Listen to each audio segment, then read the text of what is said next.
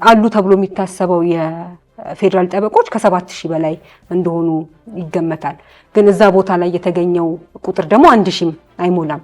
ስለዚህ እንዴት ነው አሳታፊ ወይም ደግሞ ዲሞክራሲያዊ ነው ልንል የምንችለው? አሁን ላይ ባለው ፍትህ ሚኒስቴር ጋር 7000 ማለት አክቲቭ አይደለም።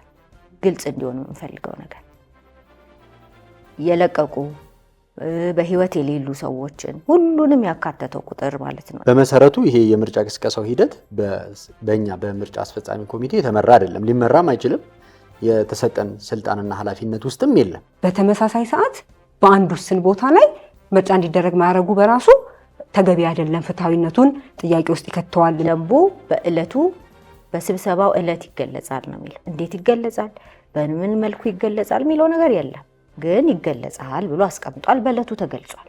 ብዙ ጊዜ እንደዚህ የቮለንተሪ ሰርቪሶች ላም ሲሆን ሰው ተለምኖ ተገፋፍቶ የሚገባበት እንጂ በዚህም ደረጃ ቮለንተሪ ሰርቪስ ለመስጠት ይህን ያህል ኮሚትመንት ማሳየት በጣም ትልቅ ነገር ነው።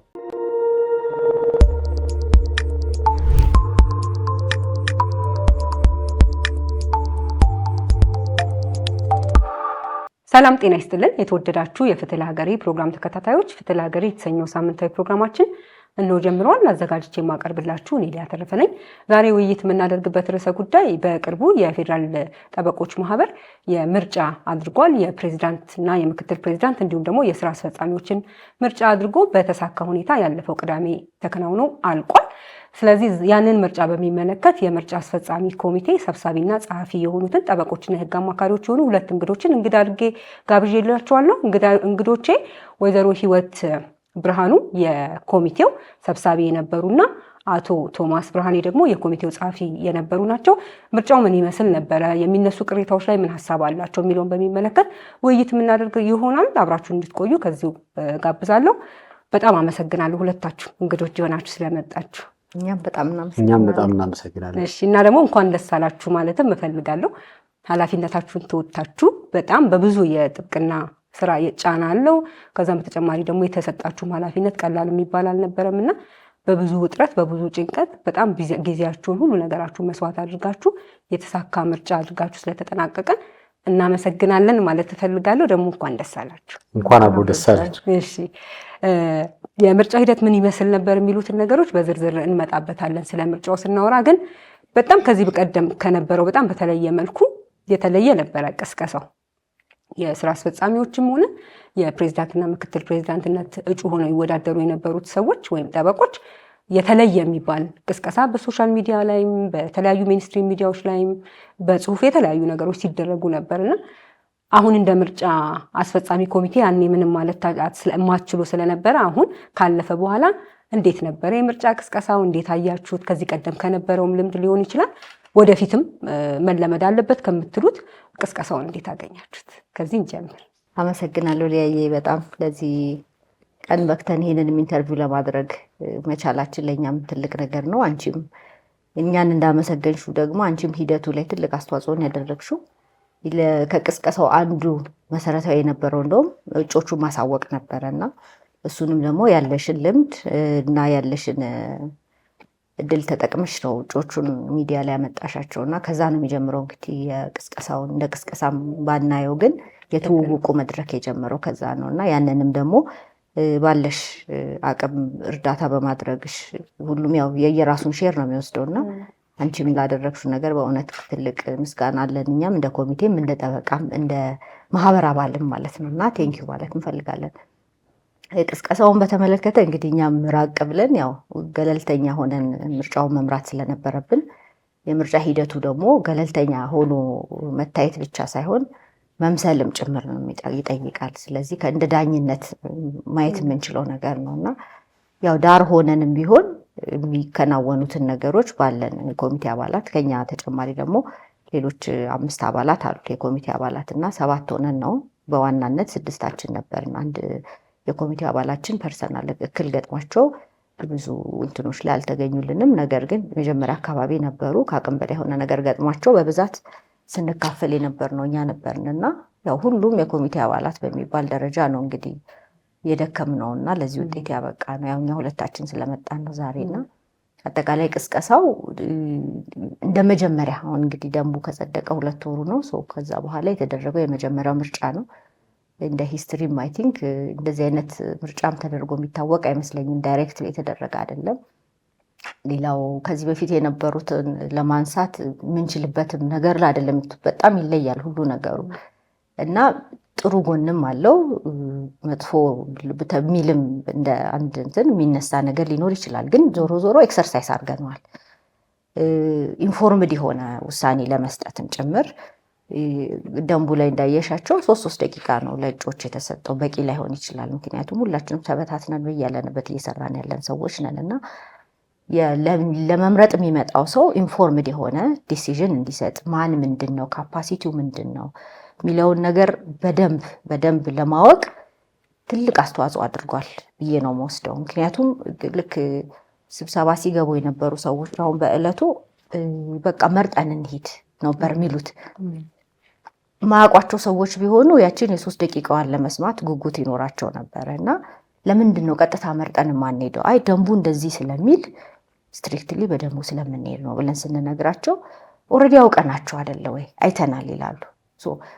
ሰው በደንብ አውቆት ውሳኔ ለመስጠት እንዲችል በጣም ትልቅ አስተዋጽኦ አድርጓል። ለመወሰንም ለመምረጥም እድል ሰጥቷል።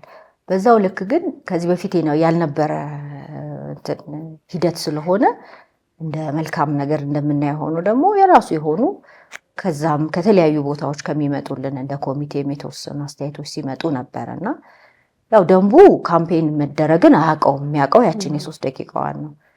ግን መከልከልም መፍቀድም የሚለው ነገር የለም። ስለዚህ በእኛ በኩል አሁን እንደ ኮሚቴም የሆነ ኢኒሺዬሽን እንዲወሰድ ጥያቄዎች ሲቀርቡልን ነበረ በእኔ በኩልና ግን እኛ ኮሚቴው ላይ በደንቡ መሰረት ይሄንን ቅስቀሳ እንዳታረጉም የሚል ነገር ስለሌለው እኛ እዚህ ውስጥ አንገባም። ፐርሰናሊ በራሳቸው የሚያደርጉት ነገር እኛን ብሌሲንግም አይፈልግም። በራሳቸው ጥረት ነው እነዚህ ሰዎች እንግዲህ ካምፔን እያደረጉ የነበረው። እሱ ራሱ ሌላ እንትን ነው ምንድነው ኮሚትመንትም ጭምር ነው።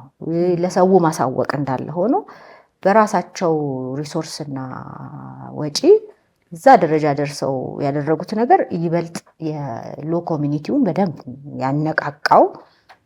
ያው በኋላ የሂደቱ ላይ የምንመጣበት ሆኖ ግን በቃ የሆነ ጸጥ ብሎ የነበረው የህግና የጠበቆች ኮሚኒቲ በጣም መነቃቃትን ያመጣ ነው።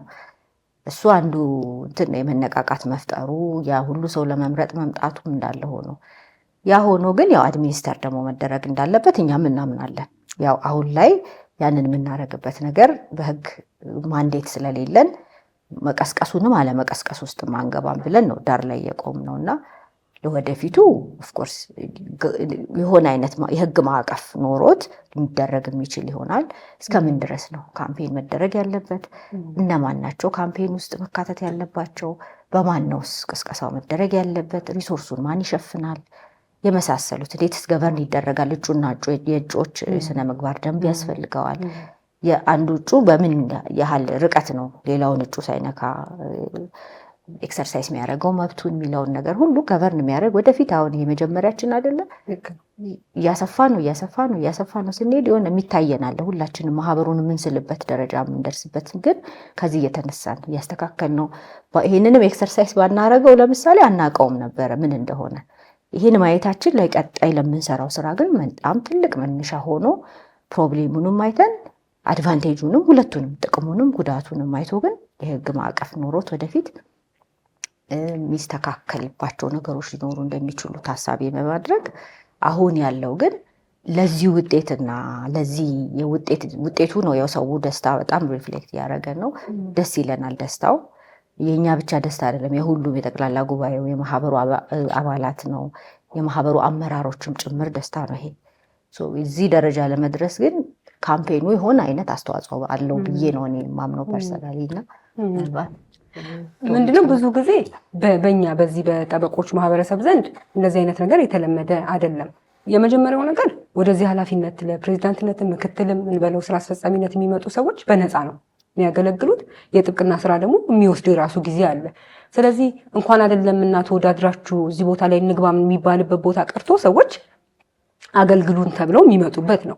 ልዩ የሚያደርገው ብዬ የማስበው እኔም እርግጥ ነው የመጀመሪያ ምርጫ አይደለም ከአዋጁ በኋላ። ነገር ግን በስርዓት በደንብ መሰረት ተደርጎ የተደረገ ምርጫ ግን የመጀመሪያው ስለሆነ እንደተባለው የቅስቀሳ መርሆችን ምን መደረግ አለበት፣ ዲሲፕሊኑ መምሰል ያለበት የሚለው የተካተተ ነገር ባይኖርም እና እሱ መሰረት አድርጎ የተደረገ ባይሆንም የተወሰኑ ሰዎች ከእጩዎች ውስጥ ራሳቸውን በራሳቸው መንገድ ሲያስተዋውቁ ነበር። ስለዚህ ያስተዋወቁ ሰዎች አሉ፣ ያላስተዋወቁ ሰዎች አሉ። ለፕሬዚዳንትነትም የሚወዳደሩ የነበሩ ምንም አይነት ነገር ላይ ምረጡኝ ብለው ቅስቀሳም ያላደረጉ ወይም ደግሞ ራሳቸውንም ያላስተዋወቁ አሉ። ስራ አስፈጻሚ ደግሞ አብዛኛው ማለት እንችላለን አላደረጉም። ስለዚህ ምናልባት እስኪ ከቅስቀሳው ጋር በተያያዘ ምርጫውን ፌር የሆነ ወይም ደግሞ ፍትሐዊ ከማድረግ ጋር በተያያዘ የሚነሱ አንዳንድ ነገሮች ስለሚኖሩ ዝም ብሎ የፐርሰናል እንትናችሁን ስለፈለግኩት ነው። ቅስቀሳው እንዴት ይመስል ነበረ? ቅስቀሳን በሚመለከትስ ምን መሆን አለበት፣ ምን መሆን የለበትም? ከሚቀጥል አመሰግናለሁ። እኔም እንደ ባልደረባዬ እንደ ህዊ ይሄ ውጤት እንዲመጣ በፕሮሰስ ውስጥ ከጅምሩ ጀምሮ ላደረግሽው ተሳትፎ አንቺንም የምትሰሪበትንም ተቋማት በቴሌቪዥንም ማድነቅም አፕሪሼት ማድረግ እንፈልጋለሁ። ጉዳዩ ትኩረት እንዲያገኝ የመጀመሪያውን በር ወይም ደግሞ ፈር የቀደደው አንቺ ላይ የነበረው ፕሮግራም ስለሆነ ማለት ነው። ከዛ በኋላ በተለያዩ ሚዲያዎች ላይ በተለያዩ ማህበራዊ ሚዲያዎች ላይ ጉዳዩ እንዲቀርብ ኢሹ እንዲሆን ሁሉም ሰው ኮንሰርንድ እንዲሆን ሆኗል። ልዩነትም የፈጠረው ሂደቱ የወጣበት መንገድ ነው። ያ ለብዙዎች ተምሳሌት የሆነ ይመስለኛል። ለሌሎች የሙያ ማህበራትም ኢቭን አንዳንዶችም ኢቭን በትንሹ ነው ዲሞክራሲን ኤክሰርሳይዝ የሚደረገው። ሂደቶች የሚታዩት በትንሹ ነው። ከተቋም ከቲም ከግሩፕ ከምናምን ጀምሮ ነው። በዚህ ሂደት ውስጥ የታየው ኮምፒቲሽን፣ ተነሳሽነት፣ ቁርጠኝነት፣ ፍላጎት ያው በተለመዱ ሁኔታዎች ሲታይ ብዙ ጊዜ እንደዚህ የቮለንተሪ ሰርቪሶች ላምን ሲሆን ሰው ተለምኖ ተገፋፍቶ የሚገባበት እንጂ በዚህም ደረጃ ቮለንተሪ ሰርቪስ ለመስጠት ይህን ያህል ኮሚትመንት ማሳየት በጣም ትልቅ ነገር ነው ባይዘው እና እሱም ነው ልዩ ያደረገው የሚመስለኝ እኔ ፊል እንዳደረኩት እና መጀመሪያ ላይ የነበረው ጥቆማ ለመስጠት የነበረው ዳተኝነት፣ የሰው ቸልተኝነት የነበረው ሁኔታ በኋላ አውቶማቲካሊ ተቀይሮ ኢቭን የማሞያ ምርጫ ሲባል የነበረው ተሳትፎ መጀመሪያ የነበረውን እንትን ይቀየረ ነበር። ያ ደግሞ እንዲመጣ ያደረጉት እጩ ተወዳዳሪዎቹ ያደረጉት ራሳቸውን ይሄን ኃላፊነቱን ለመቀበል ለመሸከም የራሳቸውን ሪሶርስ ኢንቨስት አድርገው ታይማቸውን ኢንቨስት አድርገው የጥብቅና ስራቸውን ኮምፕሮማይዝ አድርገው ብዙ ሰው ሞቢላይዝ አድርገው ነው ይሄንን ሲያደርጉ የነበረው። እየገቡ በየመድረኩ በየማህበራዊ ሚዲያዎች በትልልቅ ጠበቆች በሚዘጋጁ ፕላትፎርሞች ላይ ቀርበው ሐሳባቸውን እንዴት ማስረዳት እንደሚችሉ፣ እንዴት መናገር እንደሚችሉ፣ እንዴት ፕሬዘንት ማድረግ እንደሚችሉ፣ እንዴት ኮንቪንስ ማድረግ እንደሚችሉ ስለያንዳንዱ ነጥብ ያላቸውን ምልከታ ሰው እንዲረዳው ማድረጋቸው ትልቅ አዎንታዊ ውጤት የፈጠረ ይመስለኛል። እኔ ፐርሰናል ምልከታዬን ሳይሆን ያ ትልቅ ነገር ነው። እንደ ቅስቀሳ አሁን ማን ቀሰቀሰ ማን አልቀሰቀሰ ምን ማድረግ ነበረበት ሁሉን ማስገደድ ይቻል ነበር ወይ? ቅድም ሂዊ እንዳለችው ይሄንን በመሰረቱ ይሄ የምርጫ ቅስቀሳው ሂደት በእኛ በምርጫ አስፈጻሚ ኮሚቴ የተመራ አይደለም፣ ሊመራም አይችልም። የተሰጠን ስልጣንና ኃላፊነት ውስጥም የለም። ነገር ግን ኦቨርኦል ግን ደንቡ ምንም ስለማይል ያን በተመለከተ በራሳቸው እንቅስቃሴ ያደረጉት ነገር እያንዳንዱ ሰው ከመስፈርቶቹ አንዱ ኃላፊነቱን ለመቀበል ቁርጠኛና ፍላጎት ያለው የሚል ነው። ያ ፍላጎት ያለው ምናምን የሚለው በድርጊት የሚገለጽ ነው።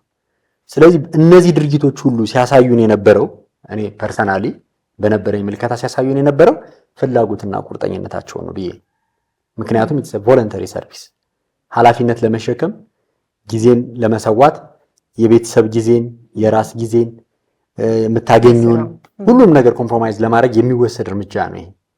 ይሄ ደግሞ ለኦቨርኦል ለአባላት ጥቅም የሚደረግ ከሆነ ድረስ ፖዚቲቭ ነው። አዎንታዊ ነገሩን ከፍ ያለ ሆኖ አግኝቼዋለሁ። በዚህ ሂደት ውስጥ ግን ራሳቸውን ያላስተዋወቁ ሰዎች ነበሩ። ይህ መሆኑ ከኮምፒቲሽን አንጻር እንዴት ይታይ ነበር ምናምን የሚለው እንግዲህ ወደፊት ይሄ መሆን ይችላል ወይስ መሆን አይችልም ሲሆን በምን መልኩ ነው ሬጉሌት መደረግ ያለበት? ማን ምን ድረስ ነው መሄድ ያለበት? እንዴት ነው ኢንፍሉዌንስ? አንዳንዱ የሪሶርስ ችግር ሊገጥመው ይችላል። አንዳንዱ ደግሞ ሪሶርስ ፉል ሊሆን ይችላል።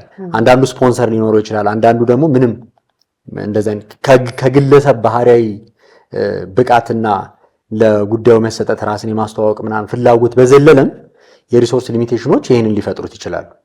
ስለዚህ እነዚህን በተመለከተ በተመጣጠነ መልኩ ፎር ኤግዛምፕል ምርጫውን እንደ ምርጫ የማስኬድ ኃላፊነት፣ ሪሶርስ የመመደብ ኃላፊነት የማህበሩ ስለዚህ ማህበሩ ቅስቀሳ በሚደረግበት ጊዜ ውስጥ ምን አይነት የሪሶርስ ኮንትሪቢዩሽን ሊኖረው ይገባል? እንዴት ነው ሀልፕ ማድረግ ያለበት? በምን መልኩ ፋሲሊቴት ያደርግላቸዋል? እንዴት ያመቻችላቸዋል? የሚለው የእናንተ ቮለንተሪ ሰርቪሶች እንዳለ ሆኖ ማለት ነው ሁኔታውን ፋሲሊቴት ለማድረግ የወሰዳችሁት ያ እንዳለ ሆኖ ግን በተወሰነ መልኩ ደግሞ ምቹ የሆነ ኢኳል የሆነ መደላደል በመፍጠር ረገድ ምን ማድረግ ነበረበት፣ ምን ማድረግ ይችላል የሚለው ወደፊት መታየት የሚችል ነው እና መታየትም አለበት። ያ በዝርዝር ማስተግበሪያ ማኑዋል ወይም መመሪያዎች ላይ ሬጉሌት መደረግ አለበት ብዬ አስባለሁ። ከዛ በዘለለ ከምርጫ ቅስቀሳው አካሄድ ጋር በተያያዘ እርስ በርስ የነበሩ አንዳንድ አለመግባባቶች፣ በሌሎች ሰዎች ሲሰጡ የነበሩ ኮሜንቶች፣ በአንዳንድ እጩዎች ላይ የነበሩ ቅሬታዎችን በተመለከተም እሱም በሙሉ የማስተግበሪያ ሰነድ ወይም ደግሞ ይሄንን ኦቨርኦል ሬጉሌት የሚያደርግ የሥነ ምግባር መመሪያ አለመኖሩ የፈጠረው ነው። ይሄንንም ግን እንድናይ ህዊ እንዳለችው ሁኔታ ኦፕን ስለሆነ ስላየነው ነው ይሄንን ማየት የቻልነው። ስለዚህ ማየት ስንችል ደግሞ ኦዲት አድርገን የደረስንባቸው እነዚህ ነገሮች መስተካከል ይችላሉ፣ በዚህ መንገድ መሆን ይችላሉ ያልናቸው ነገሮች አሉ፣ ሪከመንድ የምናደርጋቸው እንደ ምርጫ አስፈጻሚ ኮሚቴ ለቀጣይ።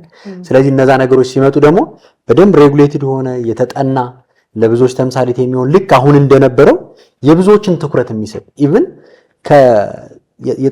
የጠበቆች ማህበር ጉዳይ ብዙ ማህበረሰብ ጉዳይ ኢንፋክት ነው።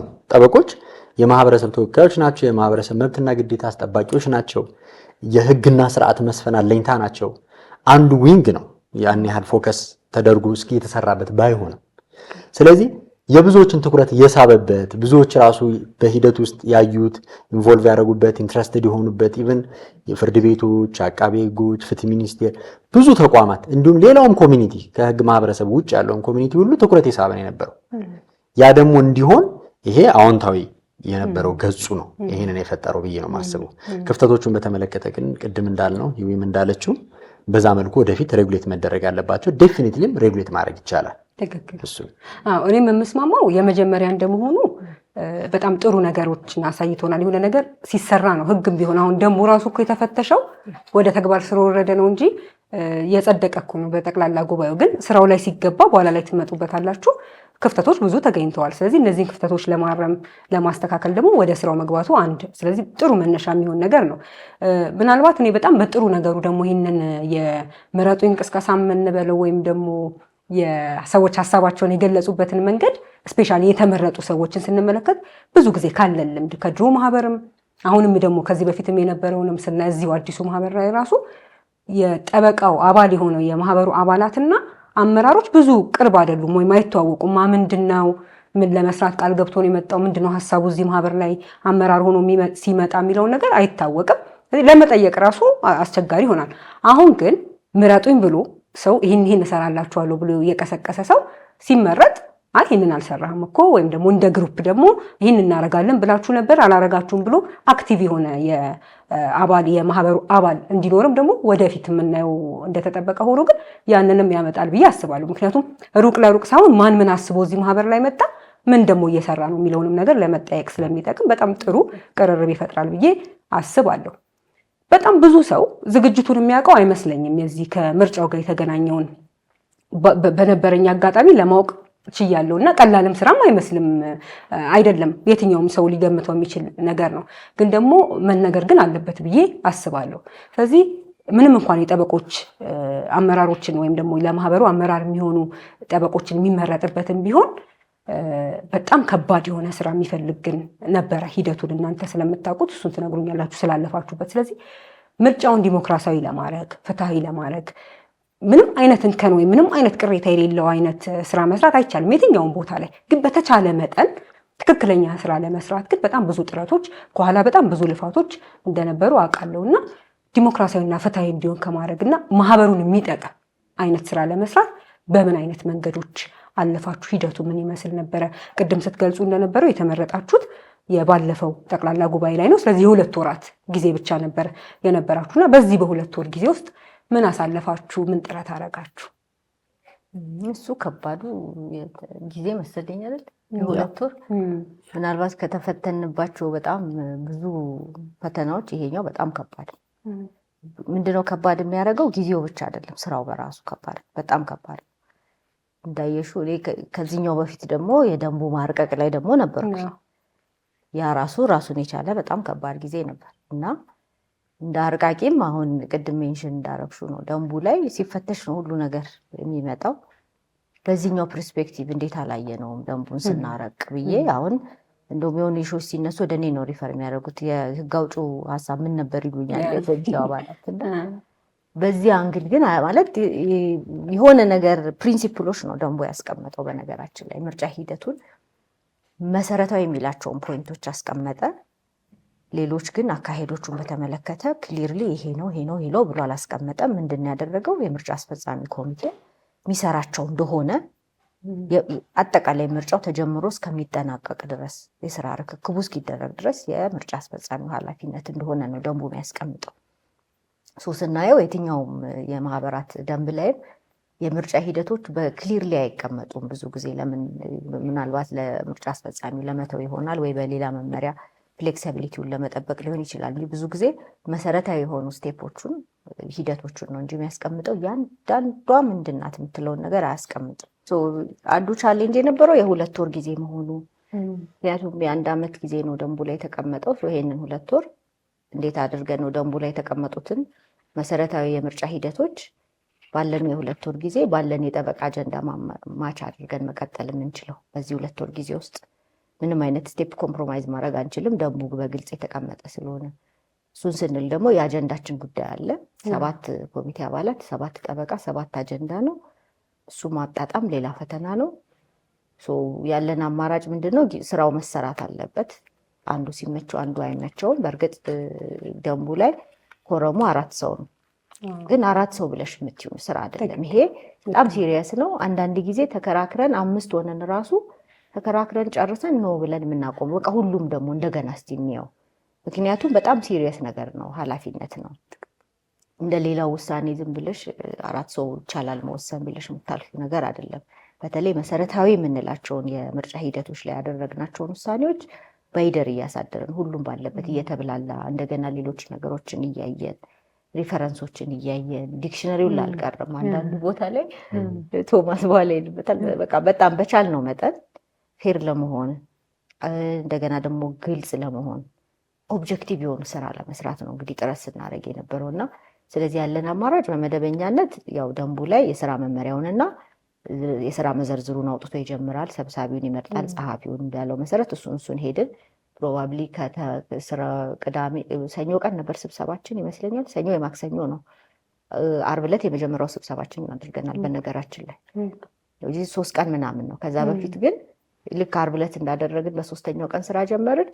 የአክሽን ፕላናችንን አወጣን፣ የስራ ዝርዝር የያዘውን አወጣን፣ የስራ መመሪያችንን አወጣን። እሱን ዲስከስ አድርገን ቫሊዴት አድርገን እንሄድ ነው ወደ ስራ። ከዛ ቀጣይ የነበረው ሁሉም ሰው የደንቡን ከጫፍ ጫፍ ድረስ ለምርጫ ያለውን አንብበን መገኘት። ከዛ በኋላ እኩል አንደርስታንዲንግ ላይ አዲስ ደንብ ስለነበረ ማንበብም ማወቅም አጠቃላይ ከደንቡ አኳያ ደግሞ የማህበሩ የተቋቋመበትን ዓላማውን ሁሉንም አንድ ላይ አድርገሽ ነው እንግዲህ መተርጎም ያለብሽ። እነሱን ሁሉ ሂደት ሄደን ነው ስራ የተጀመረው። ስለዚህ በመደበኛነት አንድ ቋሚ ስብሰባ አንድ ቀን አደረግን። ሌላውን ግን በሳምንት አንድ ቀን ስብሰባ በአካል የምንገናኝበትን አደረግን።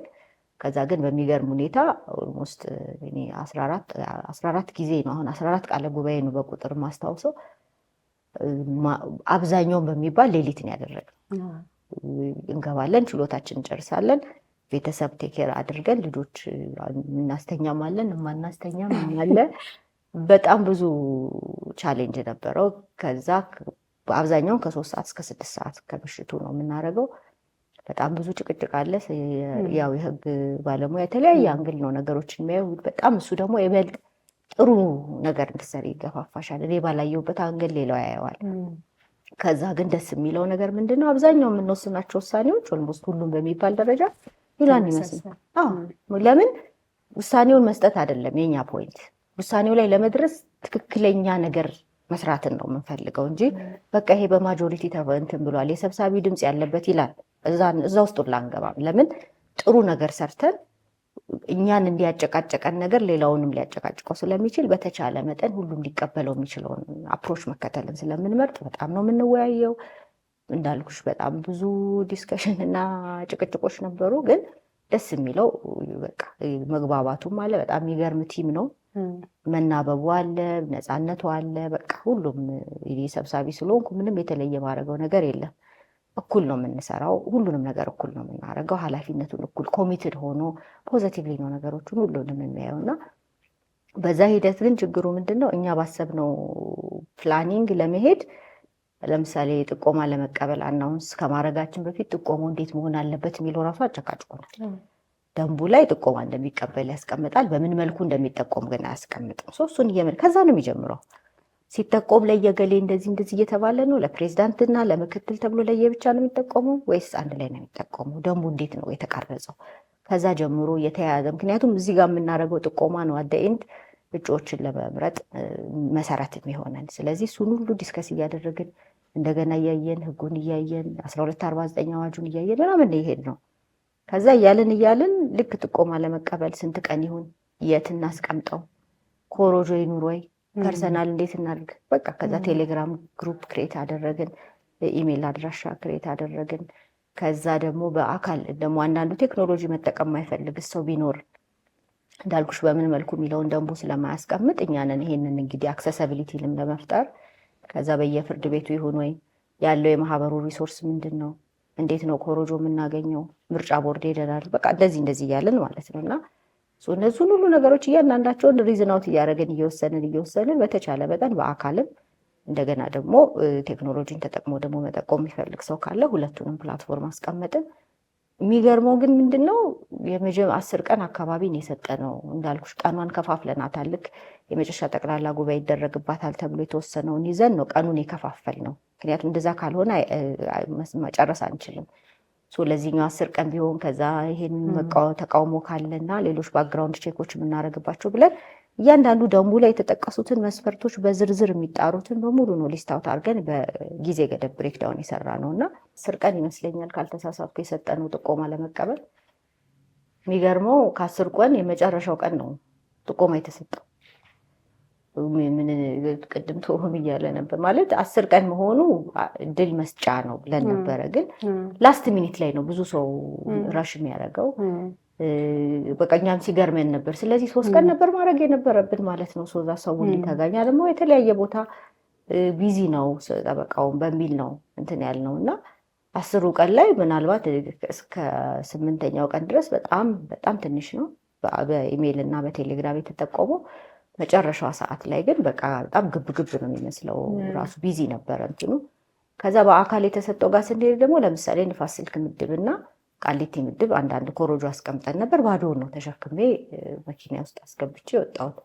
አራዳ ሪላቲቭሊ ጥሩ ነበር፣ ልደታም ደህና ነበር እና ከዛ ማለት የሆነ አክሰሰብል ለመሆንም እንሞክራለን። ግን አዲስ ታይም ደግሞ እንትኑም ላይ ጠቅላላ ጉባኤም ላይ በቀደም አንስቼዋለሁ፣ ሪስፖንሲቭ አይደለም ማለት ጸጥ ያለ ሁሉም ቢዚ ነው፣ እኛም ቢዚ ነን። ግን ትኩረት የማነስ ተሳትፎ የማነሱ ጉዳይ ራሱ አንድ ቻሌንጅ ነበር እና እኛ በጣም እንደውም ጭንቀታችን የነበረው ኮሮጆ ሞልቶ እንዴት ነው ይሄን ሁሉ ቁጭ ብለን ኢቫሉዌት እያደረግን ስክሪን የምናደርገው የሚለው ነበር ጭንቀታችን። ስናየው ደነገጠ። እንደውም ማለት ኤክስፔክት ካደረግነው በጣም በታች ነበረ።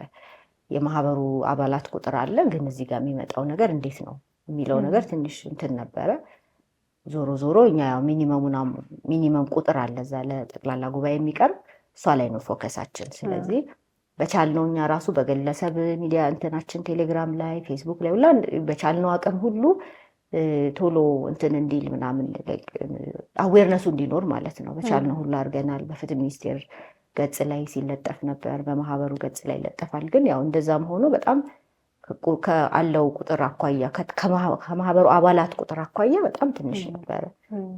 እሱ ትንሽ ያስደንግጦን ነበር እኛንም እንደ መጀመሪያ። ከዛ ግን እያልን ወደ ሪል ስራው ስንመጣ ጥቆማ ከመጣ በኋላ ነው እንግዲህ መመሪያው ላይ ደንቡ ላይ ያሉትን ነገሮች ፕራክቲካሊ እንዳልኩሽ የስራ መዘርዝሩን ስናወጣና የስራ መመሪያ ስናወጣ ሰምሃው አይተናቸዋል።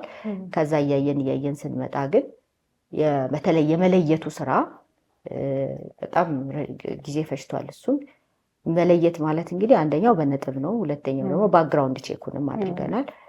ከፍትህ ሚኒስቴር የዲሲፕሊን ስለሚል የዲሲፕሊን በመጨረሻ 3 ዓመታት ውስጥ በከባድ ዲሲፕሊን ያልተቀጣ ይላል። ለምሳሌ በእጩነት ላይ ለመወዳደር ማለት ለመቅረብ ሳይሆን ለመወዳደር እሱን ከፍትህ ሚኒስቴር ማጣራት ነበረብን።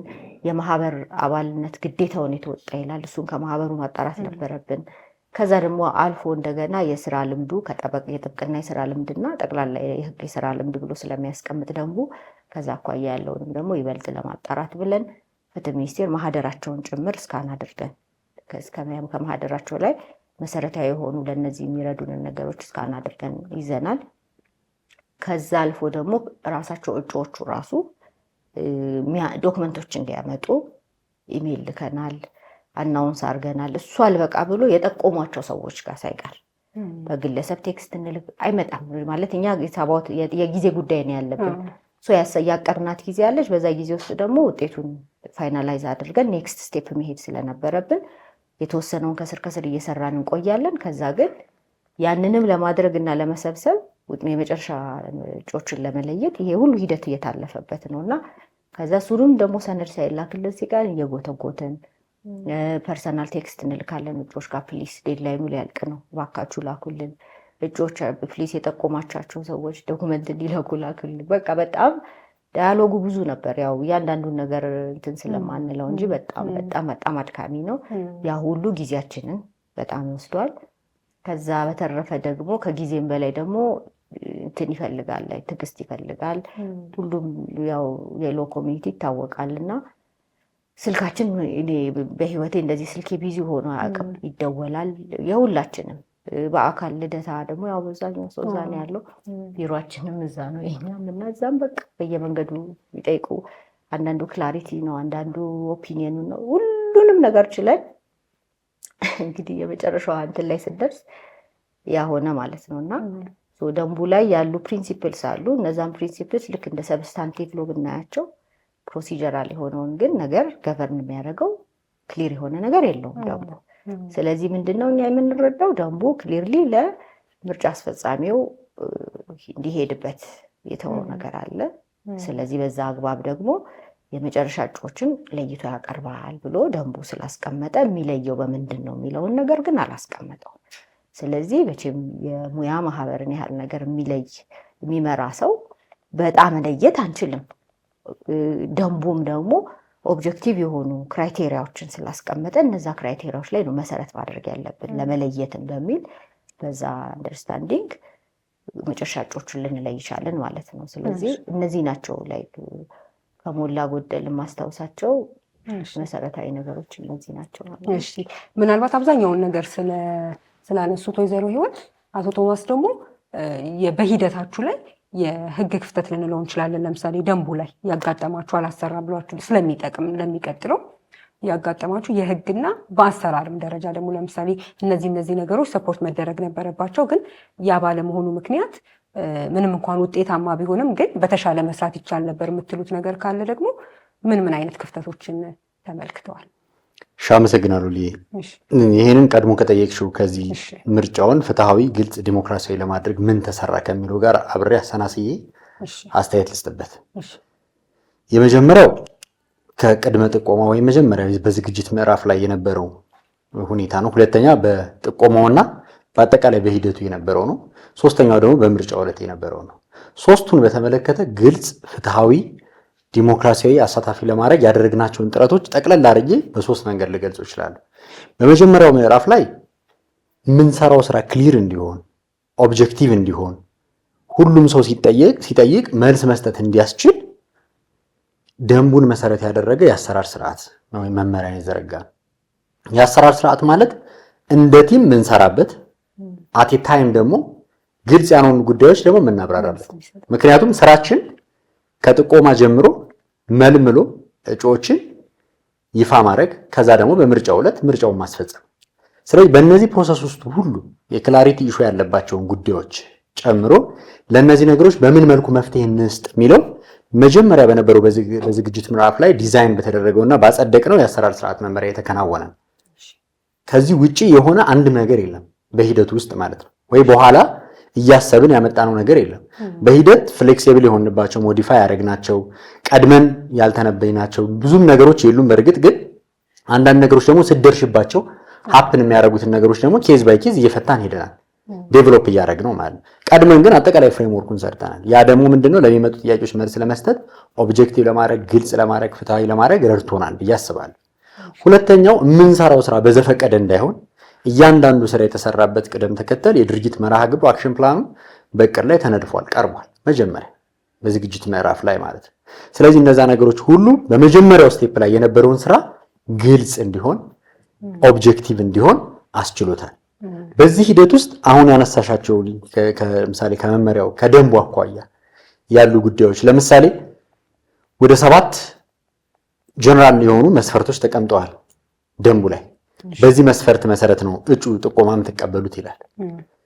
እነዛ ደንቦች እነዛ መስፈርቶች ስናያቸው በባህሪያቸው ግማሾቹ ቴክኒካሊ የግድ መሟላት ያለባቸው ናቸው። ኤክስ እና ራይት የሆኑ ማለት ነው። ለምሳሌ ባለፉት 3 ዓመታት በከባድ ዲሲፕሊን ያልተቀጣ የሚለው ከተቀጣ ኤክስ ነው በቃ። ሌሎችም ቢያሟላ አያልፍም። ልክ እንደ ጨረታ ቴክኒካል ሪኳየርመንት እና ቀጥሎ እንዳለው ሪኳየርመንት እንደምናየው እንደ ፋይናንሻል እንደምናየው ቴክኒካል የሆኑትን በሙሉ ለቅመን አወጣን።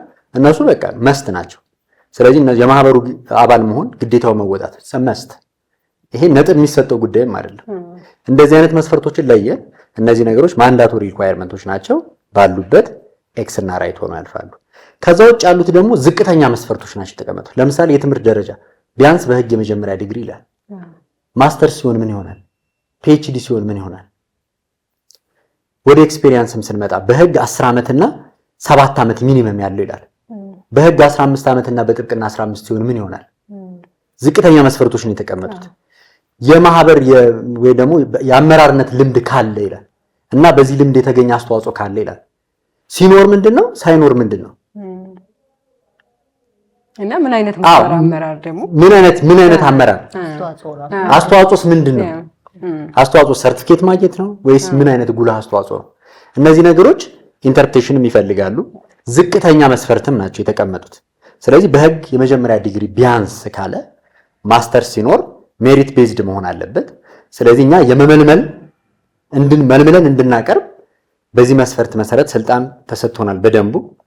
አት ታይም ደግሞ ግልጽ ባልሆኑ ነገሮች ላይ መመሪያም የአሰራር መመሪያም እንድናወጣ ወይ ደግሞ ይሄን ኢንተርፕሬት እንድናደርግም እድል ሰጥቶናል። ስለዚህ በዛ መሰረት ኦኬ፣ ስለዚህ ዝቅተኛውን ያሟላ ሰው ይሄን ያህል ነጥብ፣ ቀጥሎ ያለውን ስቴፕ ደግሞ የሚያመጣ ከሆነ ይሄን ያህል ነጥብ። ስለዚህ ማስተር ሲኖር እንደዚህ፣ ፒኤችዲ ሲኖር እንደዚህ፣ ዲግሪ ሲሆን እንደዚህ፣ ሚኒመሙን ያሟላው አቨሬጅ ትልቁን ፖይንት ያገኛል። ከዛ በኋላ ያሉትን ግን ፎር ዘ ሴክ ኦፍ ትንሽዬ መለያ ለማድረግ ፐርፐዝ እንጂ ያን ያህል የጎላ ነጥብም አልሰጠም። ስለዚህ እኛ የነጥብ አሰጣጥ እንትንን የተከተል ነው ለመመልመል እንዲያስችለን እዛው መስፈርቱ ላይ ባለበት አግባብ ነው እንጂ አውት ኦፍ ዘ ቦክስ የሆነ ነገር የለም። ከተቀመጡት 7 መስፈርቶች ውጪ በየትኛው መመዘኛ አልተመዘኑም። ማንዳቶሪ የሆኑት ለሁሉም ሰርተዋል። ዝቅተኛ መስፈርቶች ደግሞ ኢንተርፕሬት ተደርገው አፕሊካብል እንደሆኑ ተደርጓል። የስራ ልምድም በተመሳሳይ ምክንያቱም የትምህርት ደረጃም የስራ ልምድም ከፍ እያለ በሄደ ቁጥር የሰዎችን ክህሎት፣ ዕውቀት፣ የመምራት ችሎታ ላይ ተጽዕኖ እያሳደሩ የሚሄዱ አዎንታዊ የሆነ ሚና የሚጫወቱ ነገሮች ናቸው የስራ ልምድና ትምህርት። ስለዚህ እነዚህን ነገሮች ቫልዩ እየሰጡ መሄድ ለማህበሩ አጠቃላይ ዓላማ ለማሳካት ብቁ የሆነ አመራር ለማምጣት እንደዚህ ነገሮች የሚያስችሉ ከሚሆኑ በቀር ኔጌቲቭ ነገር የላቸውም። ወደ ታች የሆነ ነገር የለም፣ ወደ ላይ የሆነ ከፍ እያለ ሄደ ነገር። እሱም ቢሆን ግን እዛው ባለው ማዕቀፍ ውስጥ ኢንተርፕሬት የተደረገ ነገር ካልሆነ ሁሉም ዝቅተኛውን መስፈርት ያሟላው ሰው ሁሉ እኩል ነው። ስለዚህ ያን እኩል የሆነን ሰው በምን መልኩ ይለይ? ሚኒመሙንም አሟልተዋል። ወደዚህም ሲመጣ ሁሉም መነሻው ነጥብ ላይ ናቸው። ስለዚህ እነሱን የማወዳደር ከዛ ደግሞ 14 እና 5 ሰው የግድ መለየት ያለበት። ስለዚህ አንድ አይነት ነው መስፈርቱ ለሁሉ። ስለዚህ ይሄ ሁሉ ነገር ባለበት ይሄንን ስታክ የሚያደርግ ነገር ነው የሚሆነው። ስለዚህ ደንቡ ይሄን ነገር እንዳናደርግ የከለከለው ነገር የለም። ባይሆን ወደፊት ግን ዝርዝር ያሰራር እንዴት ይተግበር። ለምሳሌ ብዙ ጊዜ የስራ ማስታወቂያም ሲወጣ 3.25 እና ከዛ በላይ ያለው በሚል ይወጣል።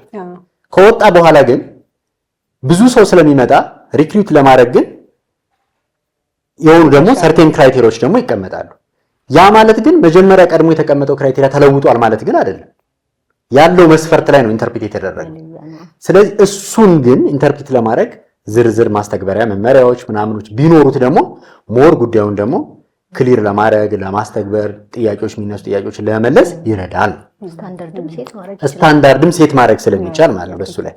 ስለዚህ ከዛ ውጪ ግን ከነዚህ መስፈርቶች ውጪ የተሰራ ስራ የለም። መስፈርቶቹም ግልጽ ለማድረግ ያክል ቀድመው ቅጽ እንዲዘጋጅላቸው ተደርጓል። ቀድመው አባላት እንዲያውቋቸው ተደርጓል። በዛ መሰረት ኮሚኒኬት ተደርገዋል። ተደራሽነትን ለማስፋት ኢሜይል፣ ቴሌግራሞች ክሬት ተደርገው ተዘርግተዋል። ይሄ አሁን የግልጽነት የፍትሃዊነት ተደራሽ የማድረግ ምናምን ፖይንቶች ናቸው እነዚህ ሁሉ ማለት ነው። ስለዚህ እነዚህ በሙሉ በዝግጅት ምዕራፍ ላይ ውስጥ የነበሩ ናቸው። ወደ ፕሮሰሱ ስንመጣ ግልጸኝነት እንዲኖር፣ ተጠያቂነት እንዲኖር፣ ፍትሃዊነት እንዲኖር የመጡ ዶክመንቶች፣ የስራ ኤክስፔሪየንሶች፣ የትምህርት ደረጃዎች በሙሉ ኦልሬዲ እነዚህን ከያዘ ከፍትህ ሚኒስቴር አግባብነት ካለው የስራ ክፍል እነዚህ ዶክመንቶች በሙሉ እንዲጣሩ ተደርገዋል። ትክክል ናቸው ወይስ ትክክል አይደሉም የሚለው በዚህ ሂደት ውስጥም እነዚህ ነገሮች ሁሉ ተጣርተው እንዲያልፉ መደረጉም የግልጸኝነት የተጠያቂነት ጉዳይ ነው። ከዛ በተጨማሪ ምልመላው ከተደረገ በኋላም ደግሞ ይፋ እንዲሆንም ተደርጓል። ይፋ ሲሆን ከነ መመዘኛው እንዴት እንደታየ ለሁሉም ሰው ግልጽ እንዲሆን ያ ሁሉ እንዲቀርብ ተደርጓል። ያ ሁሉ የግልጸኝነትና ጥያቄም ካለ ቅሬታም ካለ ምላሽ ለመስጠት የግልጸኝነት ጥያቄም ካለ በዚህ ሂደት ውስጥ ከእጩ ተወዳዳሪዎች፣ ከሌሎች አካላት፣ ከማህበሩ አባላት፣ ከተለያዩ አካላት ጥያቄዎች ይቀርባሉ ለሁሉም የኮሚቴ አባላት። የኮሚቴ አባሎች በሁሉም ሁላችንም በሚባል ደረጃ በሆደ ሰፊነት ለሚነሱ ጥያቄዎች በሙሉ ማብራሪያ ከሆነ ማብራሪያውን አጠቃላይ ያየንበትን መንገድ ሁሉ እነዚህን በሙሉ ምላሽ እየሰጠን እያብራራን ነው የዘለቅነው እስከ መጨረሻው ድረስ ማለት ነው። ይህም ሁሉም የተሳተፉት እጩዎች ጥያቄ ያነሱት በሙሉ የሚታዘቡት ነገር ነው። መልሱ እነሱን ሳትስፋይ ሊያደርግ ይችላል፣ ላያደርግ ይችላል። እኛ የምንከተለው ኢንተርፕሬት የምናደርገው ደንቡን ነው። ባለበት በዛ መልኩ ነው የምንሄደው። ለእያንዳንዱ ጥያቄ የግልጸኝነቱን አብራርተናል። እያንዳንዱ የሚነሱ ነገሮች ደግሞ ሳትስፋይ ሊያደርጉ ይችላሉ፣ ላያደርጉ ይችላሉ። አትሊስት ግን ዋናው ዲው ፕሮሰሱ ምላሽ መስጠት ነው። ምላሽ መስጠት የሚለውን ነገር በሙሉ ግን ለማሳካት ተገቢውን ሁሉ ጥረት አድርገናል። ያንንም ምናልባት የረሳ ነው እዚህ ላይ ከዛ ደግሞ ከእጩነት ያልገቡ ነበሩ። የመጨረሻ እጩዎቹን ስናቀርብ እጩነት ያልገቡትም ጭምር ውጤቱን እያንዳንዳቸው ያገኙትን ውጤት ጨምረን ያሰላንበትን መለያ አድርገን ለእያንዳንዱ ኢሜይል ልከናል። ያው ፐብሊሳይዝ ብናደርግ ፕራይቬሲያቸውንም ለመንካት ስንትን ስለሚል ብለን ግን ጠቅላላ የመጣው ይሄ ነው፣ የተወዳደረው ሰው ይሄን ነው፣ ገሌ ገሌ ገሌ ይሄን አምጥቷል፣ የእናንተ ውጤት ይሄ ነው የሚለው ሙሉን ለሁሉም ሼር አድርገናል። መቃወሚያ ካለም ደግሞ እንዲቀርብ ቅድም የዘለልኩት ስለሆነ እነዚህ ሁሉ እዛ ውስጥ የሚካተቱ ናቸው። እነሱንም ነው መቃወሚያ ምናምን ያሉትን ላነሳቸው የነበሩትም እነሱን ነው። መቃወሚያ ካለ እንዲቀርብ በእጩ ተወዳዳሪዎች ላይ እነሱ ያደረባቸው ቅሬታ ካለ በፕሮሰሱ ላይ በነጥቡ ቅደም ተከተል ውስጥ ያልገቡ እጩዎች ጥያቄ ካላቸው እንዲያነሱ ክሊር አድርገን ይሄ ሁሉ በሙሉ ኮሚኒኬት ተደርጓል። ይሄ በሙሉ የግልጸኝነት ነገርና እንዲያውቁት እንዲረዱት ፕሮሰሱን ማገዝም ስላለባቸው ማለት ነው። ሂደቱን ያልተገባ አሰራር እንዳለ እየተሰማቸው መታለፍ ስለሌለበት አክሴፕት እያደረጉት እንዲሄዱ በተቻለ መጠን ተገቢውን ሁሉ ጥረት አድርገናል በሂደት ውስጥ ማለት ነው። በሂደት ውስጥ ስንሰራ ደግሞ ያጋጠሙን ነገሮች ሲመጡ አሁን ቅድም ያልነው አመራር እንዲፋይን እንዴት እናድርግ? ምን ማለት ነው አመራር? የምንስ አመራር ነው? የሙያ ምክንያቱም ደንቡ ላይ ይሄድና ከላይ በጠቅላላ ያለ አመራርነት ልምድ ይላል መስፈርቱ ላይ፣ ከስር ደግሞ ፕሮፋይሉ ላይ ይሄድና ደግሞ በማህበራት ያለ ልምድ ይላል። ስለዚህ የኛ ደግሞ የሙያ ማህበር ነው። ስለዚህ ስለ ሙያ ማህበር ልምድ ነው እያወራ ያለው ወይስ አፍተር ኦል አት ዘ ኤንድ ኦፍ ዘ ዴይ በመስፈርቱ መሰረት በየትኛውም ተቋም ያለ የአመራርነት ልምድ ለዚህኛው ኮንትሪቢዩት እያደረግን ያለው? ስለዚህ ሁለቱ የተለያዩ ስለሆኑ ከላይ መስፈርቱ ላይ ያለውና ፕሮፋይል ላይ ይወጣል የሚለው ሁለቱን ለማጣመጣም ምን አይነት አፕሮች እንከተል? ሚክስድ የሆነ አፕሮች እንውሰድ። በጠቅላላ አመራርነት ያለን ኤክስፒሪየንስም የሆነ ነጥብ እንስተው፣ ዜሮ አናርገው። በሙያ ማህበር ደግሞ ስፔሲፊካሊ ያለን ኤክስፒሪየንስ ደግሞ ይሄን ያህል ነጥብ እንስተው። ስለዚህ ሁለቱንም ከግምት ውስጥ እናስገባቸዋለን። በዛ መልኩ ኮንሲደር እያደረግን እንሂድ። አስተዋጽኦ፣ የተለየ አስተዋጽኦ ማህበሩን ቡስት በማድረግ የመራውን ተቋም ቡስት በማድረግ የተለየ ነገር ያደረገው ነገር ካለ ሊደርሺፕ እና ማኔጅመንት የሚሉትን ቃላት ሁለቱን ያሉትን ቴክኒካል ነገሮች የሁለቱን ወስደን ምን ማለት ነው አመራር እንዴት ዲፋይን እናድርገው? ከመዝገበ ቃላት ትርጉም አተሲም ታይም ደግሞ 1249 ላይ አመራር የሚላቸውን አካላት እነዚህ ነገሮች ሁሉ ካራክተር ወስደን ዲፋይን ለማድረግ ትርጉም ለመስጠት ሁሉ ሞክረናል። አሁን ይሄ ሁሉ ነገር ዝርዝር ማስተግበሪያ መመሪያዎች ምናምን ሲመጡ ምላሽ የሚያገኝ ነገር ነው እንዴት ይስተናገዳል የሚለው ማለት ነው። እሱን ሪከመንድ እናደርጋለን። እኛም ያጋጠሙን ችግሮች በሙሉ በቃለ ጉባኤ ላይ ያሉ አት ዘ ኤንድ ኦፍ ዘ ዴይ ደግሞ ያሰብነዋል እንደ ኮሚቴ መጨረሻ ላይ እነዚህ ነገሮች በዚህ ማዕቀፍ ውስጥ በዚህ ዝርዝር ማማል ውስጥ በዚህ ዳይሬክቲቭ ውስጥ እንዲሸፈኑ ይደረግ ከዛ ብዙ ችግሮችን መፍታት ይቻላል በሚል ማለት ነው። ሶ አጠቃላይ ፕሮሰሱ ደግሞ ይሄንን ነበር የሚመስለው። ይፋ ይደረጋል ኤቭሪቲንግ ምናምን ጥያቄዎች ምላሽ ሲያገኙ ነበር። መጨረሻ ደግሞ የምርጫው ቀን አለ። የምርጫው ቀን ላይ ደግሞ ሲመጣ እንግዲህ ቀድሞም የተሰሩ ስራዎች አሉ በሙሉ ኮሙኒኬት ተደርገዋል። ከምርጫው ዋዜማ በፊት ጀምሮ ምርጫው እንዴት ይከናወናል፣ በምን መልኩ ነው የሚስተናገደው፣ ምርጫው እንዴት ይሞላል፣ ሰዎች እንዴት ይጠቆማሉ፣ ስንት ሰው ነው መጠቆም የሚቻለው የሚለውን በሙሉ በይፋዊ በማህበሩ ድረገጽ እና ደግሞ በፍትህ ሚኒስቴር ድረገጽ ለአባላት እንዲተዋወቅ ተደርጓል እና አብዛኛው ሰው እዛ ላይ የተቀመጡትን ሁኔታዎች በሙሉ በቅደም ተከተል በደንብ እንደተገነዘበ ቀድሞ ያ በመደረጉ ምክንያት ኮሚኒኬት በመደረጉ ምክንያት ኢቭን በድምፅ አስጣጥ ሁኔታ በአጋጣሚ አንቺ ታዛቢም ሆነሽ ተመርጠሽ ስለነበር በጠቅላላ ጉባኤ እንዳየሽው ያን ያህል ቮይድ የሆነ እንኳን ቁጥር ያለው ወረቀት የለም። ያ እንደ ምርጫ አስፈጻሚ ኮሚቴ አስቀድሞ የተፈጠረው የግንዛቤ እንትን የፈጠረው ነው። ይዘው መምጣት ስላለባቸው ስለ ጥብቅና ፈቃድ ደብተር ስለዚህ ሁሉ አብዛኛው ሰው ላይ ይሄ ችግር አልገጠመም ከተወሰኑ ሰዎች ውጪ ማለት ነው። የኢንፎርሜሽን ጋፕ ማለት ነው። ስለዚህ እነዚህ ነገሮች በሙሉ ምርጫው ደግሞ በምርጫው ዕለት የሚኖረውን ነገር ደግሞ ግልጽ እንዲሆን ለማድረግ የተደረገ ነው። የድምፅ አስጣጡን በተመለከተ እንዴት ይሁን ምን ይሁን የሚለውንም ቀድመን እንደ ኢሹ ደንቡ ላይ ያሉ ኢሹዎች አሉ። ለምሳሌ ፕሬዚዳንት እና ምክትል ፕሬዚዳንት አንድ ላይ ነው ያሉት። 5 ሰው ነው የሚለው ለእያንዳንዱ አይልም። ስለዚህ ለምክትል ፕሬዚዳንት የሚባል ካታጎሪ ለፕሬዚዳንት የሚባል ካታጎሪ ከጥቆሙ አስጣጥ ጀምሮ እንዲኖር ደንቡ ላይ ያለው ማለት ኢንተርፕሪት መደረግ ስላለበት በዝርዝር መመሪያ በዝርዝር ማዕቀፍ መመለስ ስላለበት እንዴት ጥቆማው ይሰጣል የሚለው ጀነራሊ ስለሆነ የተቀመጡት እንዴት ይሰጡ እንዴት ድምጽ ይሰጥ የሚለው ላይ ሁሉ አርጊመንቶች ሁሉ ተነስተዋል። ወደ 3 አርጊመንቶች ማለት ነው። ስለዚህ አይዘር ካሉት ውስጥ ፕሬዚዳንት ምክትል ፕሬዚዳንት እያለ ሰው ይምረጥ አንድ አርጊመንት። ይሄን ስናነሳ ምን ድሮባክ አለው? ድሮባኩ ቴስት ሲደረግ አይ ለምሳሌ ፕሬዚዳንት እየተባለ የሚመረጠው ሰውና ምክትል ፕሬዚዳንት እየተባለ የሚመረጠው ሰው በድምጽ እኩል ቢመጡስ አንድ ምንድነው የምናረጋቸው? አንድ ችግር። ሲቀጥል ደግሞ ምክትል አብዛኛው ሰው ለፕሬዚዳንት የሚለውን መርጦ ምክትል ፕሬዚዳንት የሚለው አጠቃላይ ቦት የተደረገው ትንሽ ቢሆን ለፕሬዚዳንትነት ከተመረጡት ውስጥ ዘሰከንድ ማጆሪቲ ያገኘው ሰው የአብዛኛውን ድምጽ ይዞ ሊወጣ ነው። አይዘር ደግሞ በዛ ጋር ደግሞ ምክትል ፕሬዚዳንት ውስጥ ያለው ሰው ደግሞ 90 ምናምን ሰው ኦር 100 ምናምን ሰው ድምጽ ሰጥቶ በቃ ዘ ሃይስት 80 ምናምን ሰው ምክትል ፕሬዚዳንት ከላይ መርጧል ስለተባለ ምክትል ፕሬዚዳንት መሆን የአብዛኛውን ማጆሪቲ ድምጽ ችግር ውስጥ አይከተውም ወይ? ስለዚህ ይሄንን በዚህ አኳኋን አሁን ባለበት ሁኔታ ማስኬድ ድሮባክ አለው። ሰው ወደ ምን እንሂድ? ሁለተኛ አርጊመንት አይ አንድ ሰው ብቻ በቃ ይመረጥ። ሰው ሁሉ አንዳንድ ሰው ይምረጥ። ከዛ በኋላ በድምጽ አንደኛና ሁለተኛ የሆኑት ፕሬዚዳንትና ምክትል ይሆኑ። ይሄ ደግሞ ሲባል ምን ድሮባክ መጣ? ደንቡ ላይ እያንዳንዱ ሰው ስለ እያንዳንዱ የሥራ ኃላፊነት ድምጽ መስጠት ይችላል ይላል፣ መብት አለ ይላል። ስለዚህ የሥራ ኃላፊነት ጋር ስንሄድ ፕሬዚዳንት አንድ ነው፣ ምክትል ፕሬዚዳንት አንድ ነው፣ ስራ አስፈጻሚ አንድ ነው። የሥራ አስፈጻሚው ኢሹ አይደለም። ፕሬዚዳንትና ምክትል ፕሬዚዳንት ግን ለእያንዳንዱ የሚባል ከሆነ ሁለት ድምጽ መስጠት አለባቸው። ስለዚህ አሁንም ይሄኛው አማራጭ በደንቡ ላይ ለጠቅላላ ጉባኤው አባላት የተሰጠውን መብት ደግሞ በተወሰነ መልኩ ኮምፕሮማይዝ ያደርጋል። ምን ይምጣ? ሶስተኛ አማራጭ መፈለግ አለበት። ይሄ ማለት ፍሮም ዴይ ዋን ጀምሮ በይደርስ እናቆየው ኢቭን እንዲያውም ስንከራከር እንቆይና ወይ ሰብሳቢ ወዳለበት ወይ ደግሞ ኖ ትላለች ኖ አሁን ይሄን ሰብሳቢ ባለበት ምናምን በሚል ዝም ብሎ በተራ ፕሮሲጀር ማሳለፍ የሚያመጣውን ኢምፓክት ዝም ብሎ የማጆሪቲ ቮት ጉዳይ አይደለም። ስለዚህ አሁንም እናምጥ የሆነ የተሻለ መፍትሄ ሁለቱንም ኦኬ። ስለዚህ ሁለቱንም የሚያስታርቅ መፍትሄ ደግሞ መጨረሻ ላይ መጣ። ምን የሚል መጣ? ሁለት መምረጥ ሁለት ሰው የሚለውን መብቱን የሚያስጠብቅ አት ታይም ደግሞ ቅድም ያልነውን የማጆሪቲ ቮትን ዋጋ እንዳያሳጣ ደግሞ በቃ ዞሮ ፕሬዚዳንትና ምክትል የሚለው አንድ ላይ ተጨምቀው ነው ያሉት በደንቡ ላይ 5 ሰዎች የሚል መስፈርታቸው አንድ ነው፣ ሁሉ ነገራቸው አንድ ነው። ስለዚህ ፖቴንሻሊ እያንዳንዱ ሰው ወይ ፕሬዚዳንት ወይ ምክትል ፕሬዚዳንት ነው የሚሆነው። ከጥቆማው ጀምሮ የተሰጠበት መንገድ ያ ነው። ስለዚህ ሁለት መብትን ማስጠበቅ ከዛ በኋላ በሚመጣው ማጆሪቲ መሰረት አንደኛና ሁለተኛዎችን መውሰድ የእያንዳንዱን የአንደኛና የሁለተኛውን አማራጮች ድሮባክ የሚደፍን የተሻለ አማራጭ ነው በሚል እንደዛ ወሰድን። ደንቡም ላይ አብላጫ ድምጽ ያገኙት ነው የሚመረጡት ይላል። ስለዚህ በዛ መሰረት ሁለቱን የሚያስታርቅ መፍትሄ ለማምጣት ሞከረ። አሁን በዚህ ሂደት ውስጥ የተፈጠሩ ብዥታዎች አሉ። በእለቱም ላይ ማብራሪያ ሰጣበታለች። እንመጣበታለን። ምክንያቱም በኋላ ላይ እየቀረቡ ያሉ ከምርጫው በኋላ እየተነሱ ያሉ ስላሉ እሱም ደግሞ የራሱ ጥያቄ ስላለ ወደዛ እንመጣበታለን። ስለዚህ አሁን እሱን የአሰራር ፍርሃት እንትን ለማድረግ ቃለ ጉባኤው ላይም ክሊርሊ ተመዝግበዋል እያንዳንዱ ከነ ድሮባካቸው።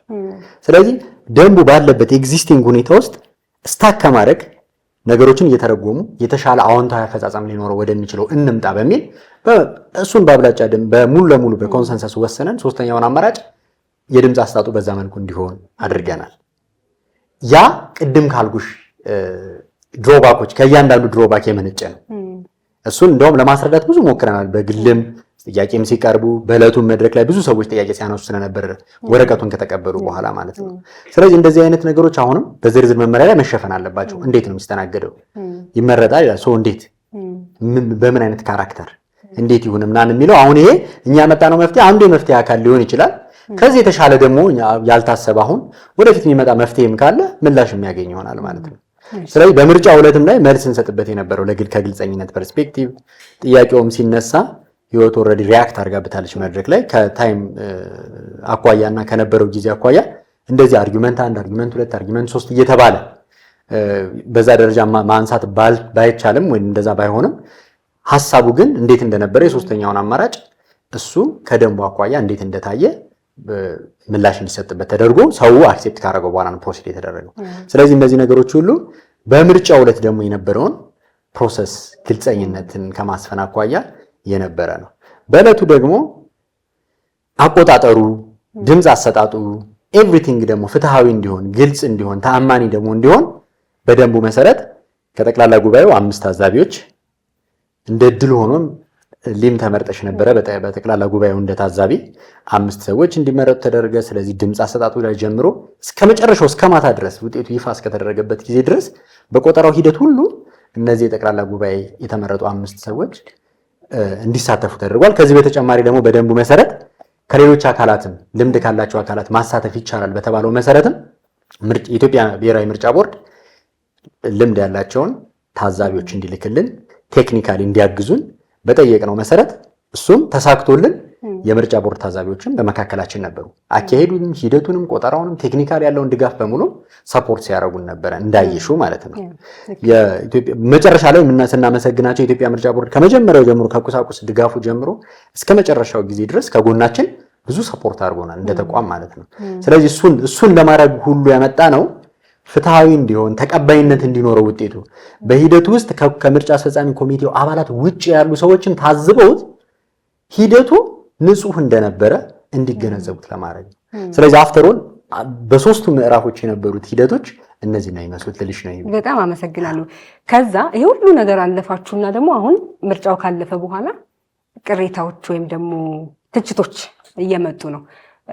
በአራት መክፈል እችላለሁ። ምናልባት ተጨማሪ ካለ እናንተ ትነግሩኛላችሁ። ግን ለዚህ ፕሮግራምም እንደ አንድ ደግሞ አባልም ደግሞ አንዳንድ ሶሻል ሚዲያዎች ላይ የሚለቀቁ ነገሮችን እየተመለከትኩኝ ስለነበረ የሚነሱ ነገሮች አሉ። የመጀመሪያው ከእጩ ምልመላ ጀምሮ አሁን ቅድም እናንተ ስትሉት የነበረው ላይ እጩዎች ወደ ውድድር የመጡ እጩዎች የተጠቆሙ ብዙዎች ይኖራሉ። ግን ወደ እጩ ምልመላውን በሚመለከት ሲጀመር ራሱ የምርጫ አስፈጻሚ ኮሚቴው የራሱን ክራይቴሪያ አውጥቶ እጩ ማውጣት ይችላሉ ወይ? ስለዚህ ከጅምሩ ራሱ ህገወጥ ነው ብለው ትችት የሚያቀርቡ ሰዎች አሉ። ከዛ በተጨማሪ ከተደራሽነት ጋር ወይም አክሰሰብል ከመሆን ጋር ተያይዞ የፌዴራል ጠበቆች ያሉት አዲስ አበባ ላይ ብቻ አይደለም፣ በየክልሉ ደግሞ የፌዴራል ጥብቅና ፈቃድ ያላቸው ጠበቆች አሉ። ስለዚህ እነዛ ሰዎች ወደ አዲስ አበባ መምጣት የማይችሉ ከሆነ ሪፕሬዘንት መደረጋቸው ወይም ደግሞ የሚመረጡትን ሰዎች የማግኘት እድል ስለማይኖራቸው በሌሎች ክልሎች ላይም ተመሳሳይ የሆነ ልክ አዲስ አበባ እንዳሉ ጠበቆች የተሰጠ እድል አለመሰጠትን እንደ አንድ፣ እዚሁ ደግሞ አዲስ አበባ ላይ ያሉ ደግሞ ለምንድን ነው በአንድ አዳራሽ ውስጥ የሚወሰነው? የተለያየ የምርጫ ጣቢያ ተቀምጦ ሰው በሚመቸው ቦታና ኤኒታይም በፈለገበት ጊዜ የሆነ ቀን ሴት ተደርጎ እሱን ነው ማድረግ ያለበት እንጂ በተመሳሳይ ሰዓት በአንድ ውስን ቦታ ላይ ምርጫ እንዲደረግ ማድረጉ በራሱ ተገቢ አይደለም፣ ፍትሐዊነቱን ጥያቄ ውስጥ ይከተዋል የሚል ሌላ ትችት አለ። ሶስተኛ ደግሞ ስለ ዲሞክራሲያዊነት የሚያነሱ ሰዎች ደግሞ እንዴት ነው እንግዲህ በተለምዶ የምንበለው በኋላ ላይ ያጋጠማችሁትን ትነግሩኛላችሁ። ግን አሉ ተብሎ የሚታሰበው ፌዴራል ጠበቆች ከ7000 በላይ እንደሆኑ ይገመታል። ግን እዛ ቦታ ላይ የተገኘው ቁጥር ደግሞ 1000 አይሞላም። ስለዚህ እንዴት ነው አሳታፊ ወይም ደግሞ ዲሞክራሲያዊ ነው ልንል የምንችለው? የተመረጡት ሰዎች 7000 ሰውን ለመምራት በተወሰኑ መቶዎች ያለ ድምፅ ተሰጥቷቸው ዲሞክራሲያዊ በሆነ መልኩ የተመረጡ ወይም ደግሞ ስርዓቱን የጠበቀ ምርጫ ነው ለማለት አያስችልም የሚልና የመጨረሻው ሶስተኛው ደግሞ ውጤት አገላለጹ በሚመለከት ውጤቱ ሲገለጽ እዛው ላይ ለተሰበሰበው ሰው ዲክላር መደረግ እንዳለበት ያስቀምጣል። ነገር ግን ያንንም የተሰራበት አይደለም በሚል እንደዚህ አይነት ትችቶች አይቻለሁ። እናንተም ደርሷቸዋል ብዬ አስባለሁ። ስለዚህ 4 ናቸው እንደ ችግር የተነሱትና ጠራ አድርጋችሁ ይህንን ያደረግነው በዚህ ነው የሚደግፈን ይሄ ነው፣ እንደ ችግርም ከሆነ ደግሞ ይሄ ነው የምትሉት ካለ ምላሻችሁን አባላት መስማት ይፈልጋሉ ብዬ ስለማስብ እሱን ደግሞ ነገር። እሺ ሊያየ በጣም አመሰግናለሁ። ጥሩ ጥያቄ ነው ያነሳሽው። አንዳንዴ ሁሉንም ነገር የምንናገርበት መድረክ የለም። የቻልነውን በስልክ የቻልነውን በኢሜል ኮንሰርን ዶኖ ለሚጠይቀን እየመለስን መተናል እንግዲህ እዚህ ድረስ እና ምንድነው ከመጨረሻው ጥያቄ ልነሳ። አንደኛው የድምፅ ቆጠራ ውጤትን ስለማሳወቅ እሱ ላይ እንግዲህ ግልጽ ነው ደንቡ፣ ምንም ጊዜ አልወስድም። ደንቡ በእለቱ በስብሰባው እለት ይገለጻል ነው የሚለው። አሁን እንግዲህ ወደፊት እንዳልኩት ቅድም ሰብስታንቲቭን ፓርት ነው ይሄ ደንብ የሚያስሸፍነው። እንዴት ይገለጻል፣ በምን መልኩ ይገለጻል የሚለው ነገር የለም፣ ግን ይገለጻል ብሎ አስቀምጧል። በእለቱ ተገልጿል። ሲገለጽ ምናልባት የመጨረሻዋ ልክ ድምፅ በአሰጣጡ ሲያልቅ የሚፈልግ ሰው ካለ ይጠብቅ። ጠቅላላ ጉባኤው ከመበተኑ በፊት ያው ሻይ ረፍት በጣም ብዙ ሰዓት ስለነበረ የወሰድነው እና ወደ ሻይ ረፍት ላይ ነበር ሰው። ልክ ድምፅ መስጠቱ ሲጠናቀቅ የፈለገ ሰው እንዲቆይ ቆጠራው ተጠናቆ እስከሚጨርስ ድረስ እንዲጠብቅ አናውንስ አድርገናል። አይ አልፈልግም መስማት የሚል ካለ ደግሞ መሄድ እንደሚችል፣ ምክንያቱም እዛ ላይ ቁጭ በሉና ጠብቁ፣ ምክንያት ስንት ሰዓት እንደሚፈጅም አናውቀውም እና ካለን ኤክስፒሪየንስ ደግሞ ድምፅ ቆጠራ በጣም ይቆያል፣ ረዥም ሰዓት ግን ማደር የለበትም ነው ፖይንቱ። እኛ እንግዲህ የተሻለ ጾማችን ቆይተን ምናምን ነው እዛው እንትን ስልል የነበረው እና አም ሀፒ ደስ ብሎኛል፣ መስዋዕትነት ስለሆነ።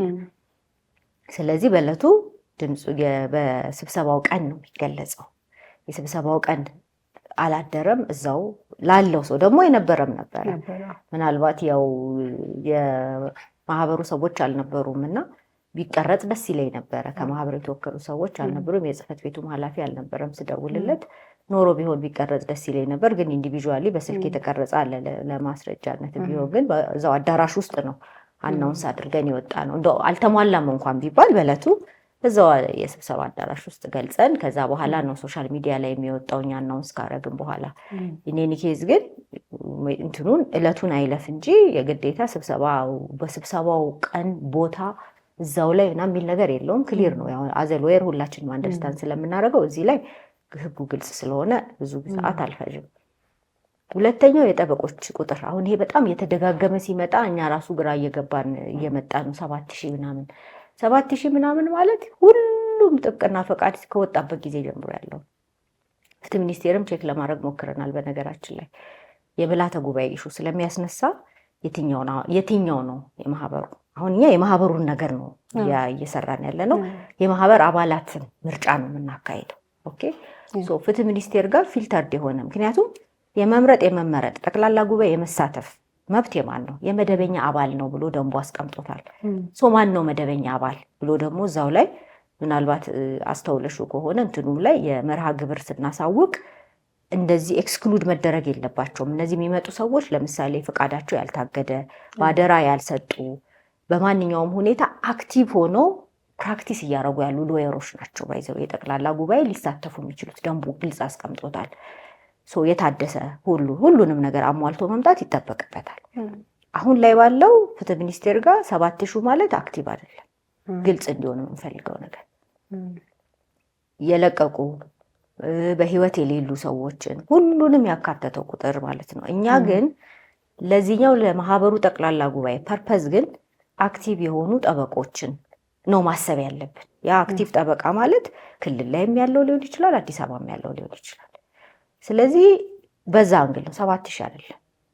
አጠቃላይ ያለው የማህበሩ አባላት ቁጥር የጠበቆች አይደለም፣ የማህበሩ አባላት ቁጥር እሱ መለየት ያስፈልጋል፣ ግልጽ እንደሆነም ያስፈልጋል። ስለዚህ ምንድን ያደረግነው ከማህበሩ ጋር ያለው የማህበር አባላት ቁጥር ስንት ነው? ምክንያቱም ስብሰባው የሚደረገው ለማህበር አባላት ስለሆነ እሱንም በተመለከተ የዳታ ከማህበሩ በመጣው ዳታ መሰረት ከአመራሮቹ ጋር ያን ሁሉ ሰዓት ቆይተን 2:30 የተባለውም እንደውም በተደጋጋሚ ፕሊስ በጊዜ ድረሱ ቶሎ ስብሰባው እንዲደርስ ላገኘነው ሰው ሁሉ ለምን ቶሎ የአባላቱ 15% ስለሆነ በደንቡ መሰረት ያቺ 15% 15%ቷን አቺቭ ለማድረግ በጊዜ መገኘት መቻል አለብን ብለን በጣም በተቻለ መጠን ሰው እንትን እያለን ነበር። ስለዚህ እቺ 15% የማናት የማህበሩ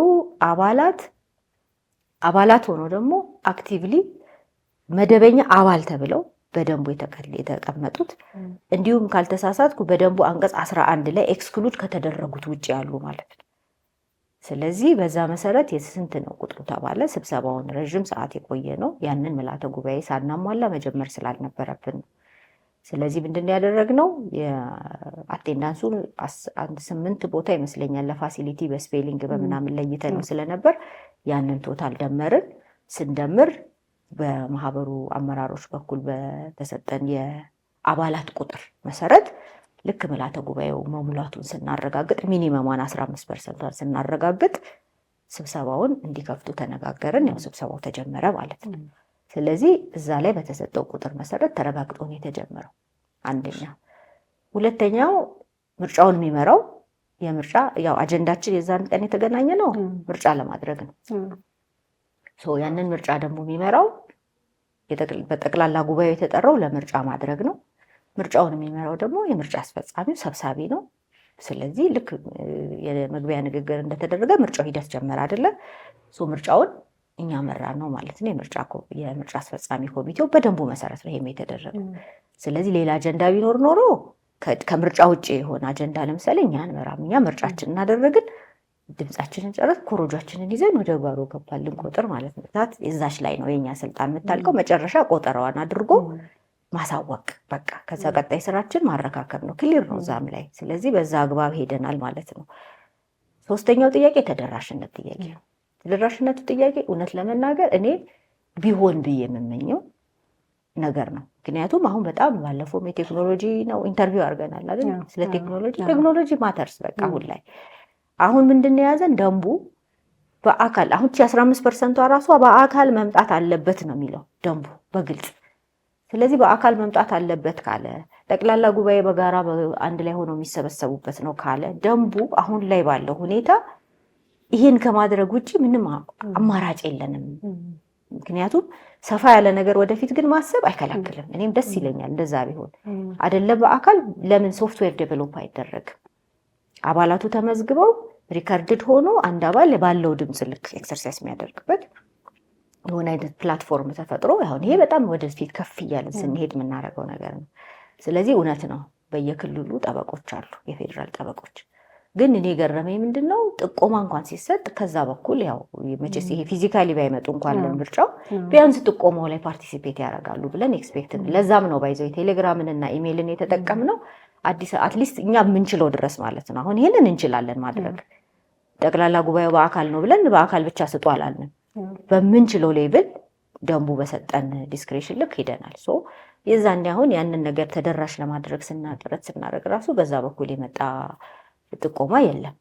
ነገር ግን እሱም ቢሆን አሁን ባለው ደንብ ልናደርግ የምንችለው ይሄ ነው። ወደፊት ግን እንዲህ አይነት ስፔሻል ነገሮች ሲኖሩ አሁን አንዳንድ ኮመንት ከዛ ካለፈ በኋላ ለምሳሌ ለምንድን ነው የድምፅ የምርጫን ምልዓተ ጉባኤ የሚባል ነገር መኖር የለበትም ያለኝ ሰው አለ። ለምሳሌ እንደውም ዌስት ነው ያን ሁሉ ሰዓት መጠበቃችን። ምክንያቱም ምርጫ ነው። ስለዚህ ኢንፎርምድ የሆነ ምናልባት የምርጫ ያቺ 3 ደቂቃዋ ፕሬዘንቴሽን ማተር ልታረግ ትችላለች። አሁን ያንን ስኬፕ እንዴት እናረጋለን የሚለው እንጂ አጠቃላይ ግን ከዛ ከምርጫው በኋላ ትክክል አይደለም። እንደውም እንደዚህ መሆን የለበትም ነበር። በቃ ደንቡ እንደዚህ ባይሆን ጥሩ ነበረ። ስለዚህ የምርጫ ሴሽን ሲሆን ለምን ቀጥታ መርጦ አይሄድም? ያንን ስናደርግ በየቦታው ሁላ ተደራሽ የፖሊንግ ስቴሽን ማድረግንም ጭምር ይመስለኛል ወደፊት። አሁን ላይ ያው የደንቡ ክሊር የሆኑ የተቀመጡ ድንጋጌዎች ናቸው ያንን እንዳናረግ ያስቻለን የሚለው ነው። ሌላው መስፈርት በጣም ተደጋገመች። መስፈርት የሌለ በደንቡ ላይ የሌለ መስፈርት አውጥተዋል። መስፈርት አልወጣም ያቀድም ብሎታል። መስፈርት መጨመር ከደንቡ ውጪ መስፈርት መጨመር ማለት ለምሳሌ ሴት ስለሆነች ብለን ያሳለፍናት እጩ የለች እዛ ላይ ከአንቀጽ 36 ነው 37 ላይ መስፈርቶቹ ተብሎ የተቀመጡት 9 ናቸው። ከ1 እስከ 9 መስፈርቶች ናቸው ለውድድር ያበቋቸው። በእጩነት ለመወዳደር የተጠቆሙ አሉ። ያ ሚኒመም መስፈርት ነው። እሱ መስፈርት እንዳለ ወደ ውድድር ነው የመጣው። ስለዚህ አሁን ከዛ ከ9 ውስጥ ለምሳሌ ሌላ እዛ ውስጥ የሌለ ነገር እኛ ጨምረን ብናወዳደር ከመስፈርት ውጭ ነው ብሎ ሰው ቻሌንጅ ማድረግ አለበት። ስለዚህ ፖይንትም ስናወጣ ለምሳሌ የትምህርት ደረጃ ራሱ ደንቡን ያለው የአመራር ያለው ደንቡ ነው አይደለ? ከዛ ደግሞ የስራ ልምድ ያለው ደንቡ ነው። እኛ እነዛ ናቸው የለየንበት። የመለያ ነጥብ መስፈርት ማውጣት አይደለም። መስፈርት ማውጣት እንዳልኩት ከዛ ውጪ በዚህ መስፈርት መሰረት ብለን ኮንሲደር ያደረግናቸው ለመለያ ኮንሲደር ያደረግናቸው ብሔር ሊሆን ይችላል። በነገራችን የብሔር ምንም ነገር የለውም ደንቡ ላይ አይደለ? ውድድር አይደለም ብሔር የትኛውም ላይ የኛ ፎከስ አይደለም። እድሜ መወዳደሪያ አይደለም አይደለ? በእድሜው ነው ብለን እድሜውን ኮንሲደር አድርገን ብናወዳደር ከመስፈርት ውጭ ነው። እዛ ላይ ደንቡ ላይ ያሉትን መስፈርቶች መሰረት በማድረግ ደንቡም ደግሞ ምርጫ አስፈጻሚው ኮሚቴው መልምሎ ያቀርባል ብሎ በግልጽ ባስቀመጠው መሰረት ምልመላው የተካሄደው በመስፈርቶቹ መሰረት መለያ ነጥብ በማውጣት አለበለዚያ ሁሉንም አቅርበን ምናልባት ወደፊት አንዱ አሁን ላይ ዝም ብለሽ ስታስብ የሚመጥልሽ ሀሳብ አለ። ይሄ ምርጫ የ1 ዓመት ጊዜ ተሰጥቶት ቢሰራ ብዬ አስዩም እያረግሽ ምትያቸዋል አይደል? 1 ዓመት በጣም ሰፊ ነው። እኛ እንኳን ያው በ2 ወር ይህም ብለን ቢሆን ሰርተነዋል። 1 ዓመት ያለው ከሆነ ለምሳሌ እነዚህ የመጨረሻ ፋይናል እጩዎቹን ለምሳሌ ለምን ጠቅላላ ጉባኤ አይጠራም? ለምሳሌ እነዚህ ሁሉንም 50 የሚሆኑ 100 እጩዎች ታቀርቢለትና ፋይናል 14ቱን ለይልን ልትዩ ትችያለሽ፣ 5ቱን ለይልን ልትዩ ትችያለሽ። ስለዚህ መሀል ላይ 6ኛው ወር ላይ እጩዎችን መልምሎ ከጨረሰ ጥቆማውን ከጨረሰ ሚኒመም ስክሪኒንግ ለምሳሌ አናውንስ እናደርግ አይተሹ ከሆነ ከ7 ዓመት በታች የጥብቅና ሙያ ያላቸውን ኤክስክሉድ አድርገናል። ኢኒሻል ሚኒመሙን ስላላሟሉ ማለት ነው። እነሱም ፊልተር አድርጎ መጨረሻ ያሉትን 50 ሰዎች ቢሆኑ ለምሳሌ 50ውን ለእጩዎቹ ለአባላቱ አሳውቆ የመጨረሻ ለጠቅላላ ጉባኤ የሚቀርቡትን ለዩልኝ ሊባል ይችላል። ይሄ አሁን ፋሲሊቲው ሲኖር ሪሶርሱ ሲኖር ጊዜው ሲኖር እንደ ኦፕሽን ሊታይ ብዙ ይኖራል። ያው በእኛ አቅምና ባለን ታይም ያሰብነውና የሰራነው የሆነ እንጂ እኛም ከዚህ የተሻለ ነገር ቢሰራ ደስታችን ነው። የመጀመሪያ ነው። ያ ላይ ሪፈር የምናደርገው ነገር የለም። የራሳችንን ልምድ የሌሎች ማህበራትን ልምድና እያየን ነው እንግዲህ እዚህ የመጣ ነውና ለቀጣይ ግን እድለኛ ነው። ቀጣይ የሚመጣው የምርጫ አስፈጻሚ አትሊስት ሚኒመም ነገር አለው። እኛ የሰራናቸው ስህተቶች ቢኖሩ ስህተቶቹ እንዳይደገሙ እንደበቀደሙ ምንድነው ይሄ ባነር ላይ አንድ እጩ ሲዘለል የተለያዩ ነገሮች ይኖራሉ። እንደውም በዚህ ፍጥነት ከመስራታችን እግዚአብሔር ይመስገን ብዙም ስህተት እንትን የለምና እንዲህ አይነት ነገሮች ሲኖሩ ለወደፊት መማሪያ ነው። ፐርፌክት ሊሆን አይችልም ምንም ነገር። የትኛውም ሀገር ላይ አይደለም የሙያ ማህበራት ምርጫ ቀርቶ አገራዊ ምርጫ የሚባለውም ራሱ ፐርፌክት ነው ብሎ ማንም ሰው ሁሌ ውብ ብሎ የሚቀበለው ነገር የለም። ሁልጊዜ የማይስማማው ሰው ሊኖር ይችላል። ከኛ መሀልም የማይስማማ ሰው ሊኖር ይችላል። ግን የሶላቦት ዲሞክራሲ እንደዚህ ነው።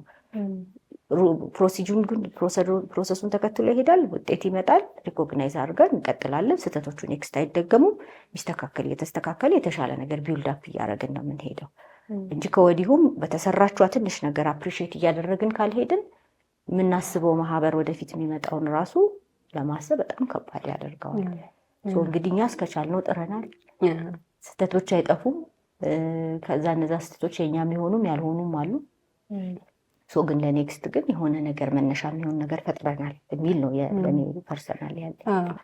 አሁን ከተነገረው ነገር ውስጥ እንደ ችግር ከተነሳው ለቅሬታ ከዳረገው ነገር ውስጥ እኔ ራሴ እንደ አባልም እንደ ምርጫ ታዛቢም በነበርኩበት ጊዜ ያስተዋልኩትን እና በቀጣይ መስተካከል አለበት የምለው ማለት ስለምፈልግ ነው። ምክንያቱም ኃላፊነቱን መውሰድ ያለበት አካልና ሰው መውሰድ አለበት እንጂ በስመ ምርጫ ታዛቢ በስመ ምርጫ አስፈጻሚ ኮሚቴ ሁሉም ከምርጫው ጋር የተያያዘ ችግር በሙሉ የምርጫ ኮሚቴው ነው ማለት ስለማይቻል ማለት ነው። ለምሳሌ ማህበሩ ይህንን ፋሲሊቴት የማድረግ ቅድም እንዳላችሁት ነው። ምንም ከችግር ነፃ የሆነ ፐርፌክት የሆነ ምርጫ ወይም ደግሞ ስራ መስራት አይቻልም። ችግሮች ይኖራሉ። ግን መቀነስ የምንችላቸው ነገሮች ስለሚኖሩ ከታዘብኩት ነገር አንዱ ለምሳሌ አሁን ይሄ የኮረም ሞላ አልሞላ አባሉ ስንት ነው አይደለም ማህበሩ እስከዛሬ በነበረበት ከተቋቋመ ጊዜ ጀምሮ በነበረበት ጊዜ ውስጥ በትክክል አክቲቭ የሆኑት አባሎቼ ስንት ናቸው የሚለውን ትክክለኛ ፊገር እንዲይዝ የሚጠበቀው ከማህበሩ ነው ብዬ ነው ማስበው። እርግጥ ነው ፍትህ ሚኒስቴርም ይሄ ዋና የሚቆጣጠር ስለሆነ ፈቃድም የሚሰጥ ከዲሲፕሊን ጋር የተያያዙ ነገሮች ስለሚኖሩ ትክክል ነው። ነገር ግን አክቲቭ አባሎቼ ማን ናቸው የሚለውን ግን ለስብሰባ ኮረም ለማሟላት አለማሟላት ብቻ ሳይሆን እንደ መረጃ የመጀመሪያው ነገር ምንም ክርክር ጭቅጭቅ የሌለው ልናገኝ የሚገባው ብዬ የማስበው ማህበሩ ላይ ነው። ስለዚህ 7000 ነው እያልን ግን አይ አክቲቭ እኮ 4000 ነው። 4000 ስንት? አሁን ስለ ፐርሰንት እያወራን ነው። ኢሹም እየተፈጠረ ነው። አልተሟላም ተሟልቷል እየተባለ ማለት ነው። ስለዚህ ማህበሩ ላይ አሁንም መስተካከል ያለበት የመጀመሪያው ነገር አክቲቭ የሆኑት አባላት ስንት ናቸው የሚለው ነገር መጣራት አለበት እንጂ የመለሰ ሌላ ስራ ውስጥ ያለ ራሱ ተጨምሮ 7000 ነው በሚል ባለን የጥብቅና ፍቃድ ቁጥር ብቻ በማየት የሚደረገው ነገርና እስከዛሬ መዝለቁ አግባብ ስላልሆነ መታረም ያለበት ነው ብዬ አስባለሁ። ሁለተኛ የተነሳው ሌላው ችግር ዲስክሎዝ ሲደረግ የምርጫ ውጤት ዲስክሎዝ ሲደረግ በእለቱ ነው መደረግ ያለበት አባላት ባሉበት ተብሏል። ትክክል ነው። እናንተ ባላችሁት እስማማለሁ። ደንቡም ያንን ይላል። አልተደረገም ወይ ስንል ግን በትክክል ተደርጓል። እኔም ታዛቢ ስለነበርኩ ስላየሁኝ ማለት ነው። ስለዚህ መሽቷል። በመሸበት ጊዜ አዳራሽ ሲመጣ የነበሩ በጣም በጣት የሚቆጠሩ ትንሽ ሰዎች ነበሩ። ለነዛ ሰዎች ዲስክሎዝ ተደርጓል። ነገር ግን ማህበሩ በዛ ቦታ ላይ ነበረ ወይ ኃላፊነቱ ሲወጣ ነበረ ወይ ስንል ግን አልነበረም። ስለዚህ እንደ ምርጫ አስፈጻሚ ኮሚቴ የምርጫውን ኮሮጆ ተይዞ ሁሉንም ነገር ኃላፊነት ወስዶ እንደ ግለሰብ ሁሉም ኃላፊነት ያለበት ስለሆነ ሙሉ ኃላፊነቱ ማህበሩ ስለነበር መውሰድ የሚገባው ኢግኖር ተደርጎ በዛ ልክ ከሌላው አባል እኩል መበተንና የመጨረሻውን ውጤት አለመከታተል መቻል ማህበሩ ከዚህ በኋላ ሊያስተካክለው የሚገባው ሊታረም የሚገባው ነገር ስለሆነ እሱንም ማለፍ ያለብን ስላልሆነ ማለት ነው። ምክንያቱም መታረም አለበት። ከዚህም በኋላ ማህበሩ ለቀጣይ አባላት ወይም ደግሞ ለቀጣይ ለተመረጡ አመራሮች ስራውን ሲያሸጋግር ወይም ደግሞ ሲረካከቡ በስርዓት ሁሉም ነገር መከናወን ያለበት በስርዓት ነው እንጂ የኔን ኃላፊነት ተወጥቻለሁ ከዚህ በኋላ እንደሆናችሁ ሁኑ ብሎ መተው እንደዛ አይነት ትርጉም የሚሰጠውም ስለሚሆን እሱም መስተካከል አለበት ብዬ አስባለሁ። ሶስተኛውና የተነሳው ነገር የባነር ጉዳይ ነው። እሱም ቢሆን በጣም ቀላል ነገር ነው። ለምሳሌ አባላት ስንት ናቸው? የሚመረጡ እጩዎች ስንት ናቸው? 14 ናቸው። ስለዚህ እነዚህ አባላት 14 እጩዎች አሉ ወይስ የሉም ብሎ ባነሩን ቼክ ማድረግ ከባድ ነገር አይመስለኝም። ስለዚህ ላልተገባ ቅሬታ፣ ላልተገባ ጥርጣሬ ወይም ደግሞ ሌላ ሐሳብ አላችሁ ወይም ደግሞ ሌላ ሐሳብ አለው የሚል አይነት ያልተገባ ነገር እንዲኖር ያ ሁሉ ልፋት አሁን ቅድም ስትነግሩን የነበረው በሙሉ ልፋት ተደርጎ በዚህ በጣም በትንሽዬ ነገር ግን እንደዚህ አይነት ጥላሸት የሚቀባ ነገር መኖር ስለሌለበት እነዚህም ጥንቃቄ ማድረግ አስፈላጊውን ጥረትና ደግሞ የሚገባቸውን ግዴታ መወጣት የማህበሩ ነው ብዬ ነው ማስበው። ኃላፊነቱን መውሰድ ያለበት አካል መውሰድ ስላለበት ነው። 3 ችግሮች አነሳን። ማን ነው ኃላፊ የሚለውን ነገር በግልጽ የሚያሳይ ነገር ስለሆነ ከዚህ በኋላ መደገም ስለሌለበት ማለት ነው። ኃላፊነቱን እንደ ኮሚቴ ለሆነ ኮሚቴ ወይም ለሆነ አባል ወይም ለሆነ ጠበቃ ልንሰጥ እንችላለን። ያ ማለት ግን ሙሉ በሙሉ እሱ ነው የሚወጣው ኃላፊነቱን ተጠያቂነቱን እሱ ላይ ነው ማለት ስለሌለብን መወጣት ያለበትን ግዴታ መወጣት ስላለበት ኢግኖር ማድረግ ስለተመለከትኩኝ ማለት ነው። ከስብሰባው ወደ መጨረሻ አካባቢ እንደ መጨረሻ ሰዓት ስለሌለን መስተካከል ያለበት ወይም ደግሞ ማመስገን አለብን ብላችሁ የምታስቡት ነገር ካለ ወይም ደግሞ እንደ ምርጫ አስፈጻሚ ኮሚቴ ማስተላለፍ እንፈልጋለን የምትሉት መልእክት ካለ በአጭሩ ግለጹልንና እንጨርስ። አመሰግናለሁ ልዬ። ያው መስተካከል አለባቸው ያልናቸው ነገሮች ቅድም በሂደቱ ስላነሳናቸው አንደግማቸውም። የህግ አሰራር ክፍተቶች በመመሪያ እና በአስፈላጊ የሆኑ ዝርዝር ማስፈጸሚያ ማኑዋሎች መሞላት አለበት። ከዛ በዛ አግባብ የሚመለስ ነው። እንደ ማመስገን ግን ከኛ ጋር ቀን ሌሊት የለፉ የኮሚቴው አባላት አሉ።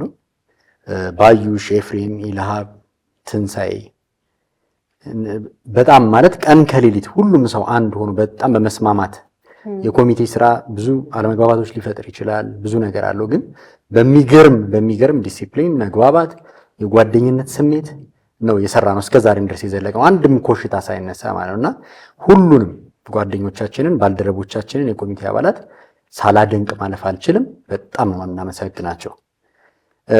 ከተቋማት ደግሞ ፍትህ ሚኒስቴርን እንደ ተቋም የምናስተላልፋቸውን ማስታወቂያዎች በድረገጹ በመልቀቅ አስፈላጊ ማስረጃዎችን በመስጠት ይሄን ሁሉ ድጋፍ አድርጎልናል። በመጨረሻም በምርጫውም ቀን ኢቭን እንደ ተቋም ገለልተኛ በሆነ ሁኔታ የድምፅ ወረቀቶች እንዲታደሉ 8 በላይ ባለሙያዎችን መድቦ እንዲሰራ ያደረገልና ይሄን ድጋፍ የሰው ኃይል ድጋፍ ሁሉ ያደረገልን ተቋም።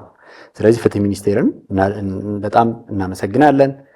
የፌዴራል መጀመሪያ ደረጃ ፍርድ ቤት የድምፅ መስጫ የጥቆማ መስጫ ሳጥኖችን በ6 ቦታዎች ላይ እንዲቀመጡ በማድረግ አስተባባሪ ዳኞች ይሄን ፋሲሊቴት እንዲያደርጉ እንዲቆጣጠሩ መመሪያዎችን በመስጠት ከፍተኛ እገዛ አድርጎልናል። በጣም ምስጋናችንን መግለጽ እንፈልጋለን። የኢትዮጵያ ምርጫ ቦርድ ብሔራዊ ምርጫ ቦርድ የምርጫ ሳጥኖችን ከጅምሩ ጀምሮ በመስጠት በታዛቢነት በመሳተፍ የተለያዩ ቴክኒካል ድጋፎችን በመስጠት ከፍተኛ አስተዋጽኦ አድርጎልናል። የፌዴራል ጠበቆች ማህበር ምንም እንኳን በደንቡ መሰረት ይህንን ፋሲሊቴት የማድረግና የማስፈጸም ግዴታ ቢኖርበትም እንደ ማህበር ግን በቻለው መጠን ሁሉ ባለው ሊሚትድ ሪሶርስ የቻለውን ሁሉ እገዛ ሊያደርግልን ሞክሯል። የሰው ኃይል ድጋፍም ሊያደርግልን ሞክሯል። ስለዚህ እነዚህ ነገሮች ሁሉም ሳናደንቅም ሳናመሰግንም አናልፍም ከነክፍተቱም ቢሆን ማለት ነው። በመጨረሻም ደግሞ በዚህ ፕሮሰስ ውስጥ ይሄ የተቃና እንዲሆን ምንም እንኳን ከሚጠበቀው አባል አኳያ መብትም ቢሆን ሁሉም ሰው የነቃ ተሳትፎ አድርጎበታል፣ ሁሉም ሰው መጥቷል፣ ሁሉም ሰው የሚጠበቅበትን አድርጓል ባይባልም የመጣው የሰው ኃይል ግን እንደዚህ ድጋፍ ለመስጠት ይሄ ውጤታማ እንዲሆን ለማድረግ ከፍተኛ አስተዋጽኦ ያደረገ በመሆኑ የጠቅላላ ጉባኤ አባላትን በሙሉ ለምርጫው ስኬታማነት ሳናመሰግን አናልፍም። ይሄ የምርጫ ሂደትም ደግሞ ደማቅ ሆኖ ትርጉም ያለው ሆኖ ትኩረት የሚስብ እንዲሆን ደግሞ በዚህ ሂደት ውስጥ ደግሞ በነቃ ሁኔታ በቁርጠኝነትና በፍላጎት የተሳተፉ ሁሉንም እጩ ተወዳዳሪዎችንም የተመረጡትንም ያልተመረጡትንም በጥቆማ የተሳተፉለትንም ፍላጎታቸውን ያሳዩንም ሁሉ ሳናመሰግን ማለፍ አንችልም። ሊያየ አንቺንም ስለሰጠሽን እድል ሁሉ እናመሰግናለን። በዚህ ሂደት ውስጥ ደግሞ የተለያዩ ሚዲያዎች፣ ማህበራዊ ሚዲያዎች፣ አባይ ቴሌቪዥን አንቺን ጨምሮ ሌሎች በርካታ ይህንን ውጤታማ እንዲሆን ትርጉም ያለው እንዲሆን አባላት ኢንፎርምድ የሆነ ዲሲሽን መወሰን እንዲችሉ ለማስቻል የራሳቸውን ሪሶርስ በሙሉ በራሳቸው ተነሳሽነት ኮንትሪቢዩት በማድረግ ያደረጉትን ሁሉም የሚዲያ አካላት ሳናመሰግን ማለፍ አንችልም። እናመሰግናለን። በጣም አመሰግናለሁ። እሺ መዝጊያ ነው የሚመስለው ቶማስ ሲሰጠው። ስለዚህ ያው ያመሰግነው የኔም ምስጋና ነው።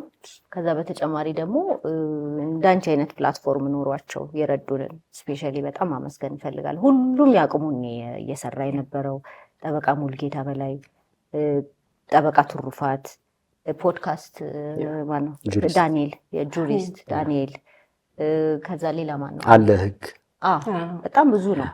እንግዲህ ይሄም በመኖሩ ምክንያት ነው ይሄንንም ልናገኝ የቻለው። ሁሉም ባለው ልክ ያለውን ለዚህ ፕሮሰስ ለዚህ ሂደት ያለውን ኢንተረስት ብቻ ሳይሆን ለማህበሩ እድገት ነው። እንደ ማህበር ስናስበው ለማህበሩ ነው ይሄንን ነገር እያደረግን ያለነው። ይሄ ደስታ የኛ ብቻ አይደለም። ኦር ይዞ ብዙ ቻሌንጆችን ለንና ጨርሰን እዚህ ጋር ስንመጣ ብዙ ነገር ነው ያለፍነው። ብዙ ነገር በጣም ብዙ ማንናገራቸውና ያንን አልፈን መተን እዚህ ጋር ስንደርስ ግን የነገን እያሰብን ስለሆነ ነው። የኛ ማህበር ከማንም የተሻለ ወይ ለኔ ወይ ለሱ ወይ ላንቺ ኮንትሪቢዩት የሚያደርግ ነገር ሆኖ ሳይሆን ኮሌክቲቭ የሆነ አይነት የኮኦፕሬሽን የሚፈልግ ማህበር ስለሆነ ይሄም በቂ አይደለም። በእኔ እምነት ወደፊት የማስበው የተለያዩ ሰዎች ጋር ኮሚኒኬት ሳደርግ አሁን የተመረጡት አሉ፣ በድምጽ ምክንያት ደግሞ ብቃቱ ኖሯቸው ደግሞ በድምጽ ምክንያት ያላለፉ እጮች አሉ። እነሱ ራሱ አሁን ወደፊት በደንቡ መሰረት የተቋቋሙ የተለያዩ ኮሚቴዎች አሉ። ሁላችንም ነን ማህበሩ ማህበር ልናስመስለው ምንችለው የምንደግፈው። ቁጭ ብለን ማህበሩ እንዲህ ቢሆንልን ብለን በመመኘት የምናመጣው ነገር የለም። እኔ ማስተላለፍ የምፈልገው መልእክት ለሁሉም አባላት ማለት ነው፣ እኛ ለፍተን ደክመን እዚህ ጋር መተናል። ያው አረረም መረረም ድግስ የተወጣው ነው፣ እኛ ተወተናል። ግን ስቲል አሁንም በቂ ነው ብለን እኛ እናስብም። ወደፊት የተሻለ ከኛ በጣም የተሻለ ነገር እንዲሆን እንጠብቃለን። ምክንያቱም የኛ መማሪያ ሆኖ የተሻለ ነገር ካልተሰራበት እዚህም ቁጭ ብለን ኮምፕሌን ማድረጉ ትርጉም አይኖርም። ይሄ ኮምፕሌን ለወደፊት ጥሩ ስራ እንድንሰራ ነው እንደውም ክፍት የሚያደርግልን። ባላየነው አንግል ያዩ ሰዎች ይኖራሉ እና ይሄ ጥሩ ኢንፑት ነው ለወደፊቱ። ያለውን ግን ማስቀጠል መቻል አለብን። ለምን አሁን ላይ ብዙ ልንሰራ የምንፈልጋቸው ነገሮች እንደ ማህበር እንደ አባሉም እንዲህ ብሎ እየጠበቀ ያለው ብዙ እንዲሰራለት የሚፈልገው ነገር አለ። እጩዎቹን በተለያየ ካምፔን ባደረጉበት ጊዜ ሊሰሯቸው ያቀዷቸው ነገሮች አሉ። እሱን እንዲሰሩት እኛ ነን ሰፖርት ልናደርጋቸው የምንገባው።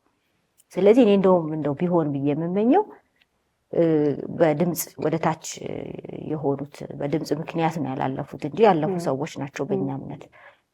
እነሱ እነዛን ኮሚቴዎች ተሳትፈው የነዛ በደንቡ ላይ የተቋቋሙት 7 ወይ 8 ኮሚቴዎች አሉ። እያንዳንዱ ኢንተረስታቸውን አይተው እኛም ጭምር ማለት ነው። አሁን ላይ እኛ እንኳን የትራንዚት ምንድነው አንድ ተርም ከጨረሱ በኋላ ነው ሌላ ላይ የምንሳተፈው። ግን ሌሎች አባላትም ኢኳሊ ኮላቦሬት አድርጎ ተሳስቦ ተፋቅሮ አንድነት ሊኖረን ከቻለ አድርገን ማህበሩን የሆነ ቦታ ማድረስ የምንችለው ተባብረን ነው እየገፋን ወደ ላይ የምንሄደው እንጂ ዳርጋ ቁጭ ብሎ ማህበሩ ምን ሰራልኝ አይደለም። እኔም ለማህበሩ ምን አደረኩለት፣ አሁን እኔ በቃ በቻልኩት አቅም ኮንትሪቢዩት አድርጌያለሁ ብዬ ነው የማስበው።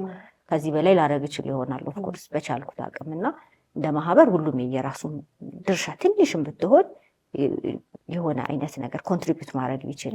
እነዛን ኮሚቴዎች በጋራ አቋቁመን ደግሞ የተሻለ ነገር በየኢንተረስታችን በሆነው ኤሪያ ላይ ኮንትሪቢዩት አድርገን ብንሰራ ከዛ በኋላ ደግሞ የቀጣይ ምርጫ ላይ ደግሞ የተሻሉ ሰዎችንም የምናገኝበት ታይም ይኖረናል። ስለዚህ ማህበሩ ጠንክሮ ደግሞ ከዚህ የተሻለ እንቅስቃሴ ከዚህ የተሻለ ቅስቀሳ ኖሮት ብዙ እጩዎች ቀርበውበት በጣም ፍትጊያ ያለው አይደለም ለአገር አይደለም ለኢንተርናሽናል ራሱ ኦብዘርቭ ሊደረግ የሚችልበት ደረጃ እንዲደርስ ምኞቴ ነው ብዬ ልጨርስ። አመሰግናለሁ። እሺ፣ በጣም አመሰግናለሁ በድጋሚ እንግዶች የሆናችሁ ስለመጣችሁ እና ደግሞ እናንተንም የምርጫ አስፈጻሚ ኮሚቴ አባላት የነበሩ ሰዎችንም የጠበቆችንም የጊዜያቸውን ሰጥተው ይህንን የመሰለ አገልግሎት ስለሰጣችሁ በጣም አመሰግናለሁ ማለት እፈልጋለሁ። በልፋታችሁ ልክ የተመረጡት እጩዎች ደግሞ ለማህበሩ ሰውን በዚህ በንቃት መርጧቸው የተሻለ ስራ ይሰሩና ማህበሩን የተሻለ ቦታ እናየዋለን ብዬ አስባለሁ።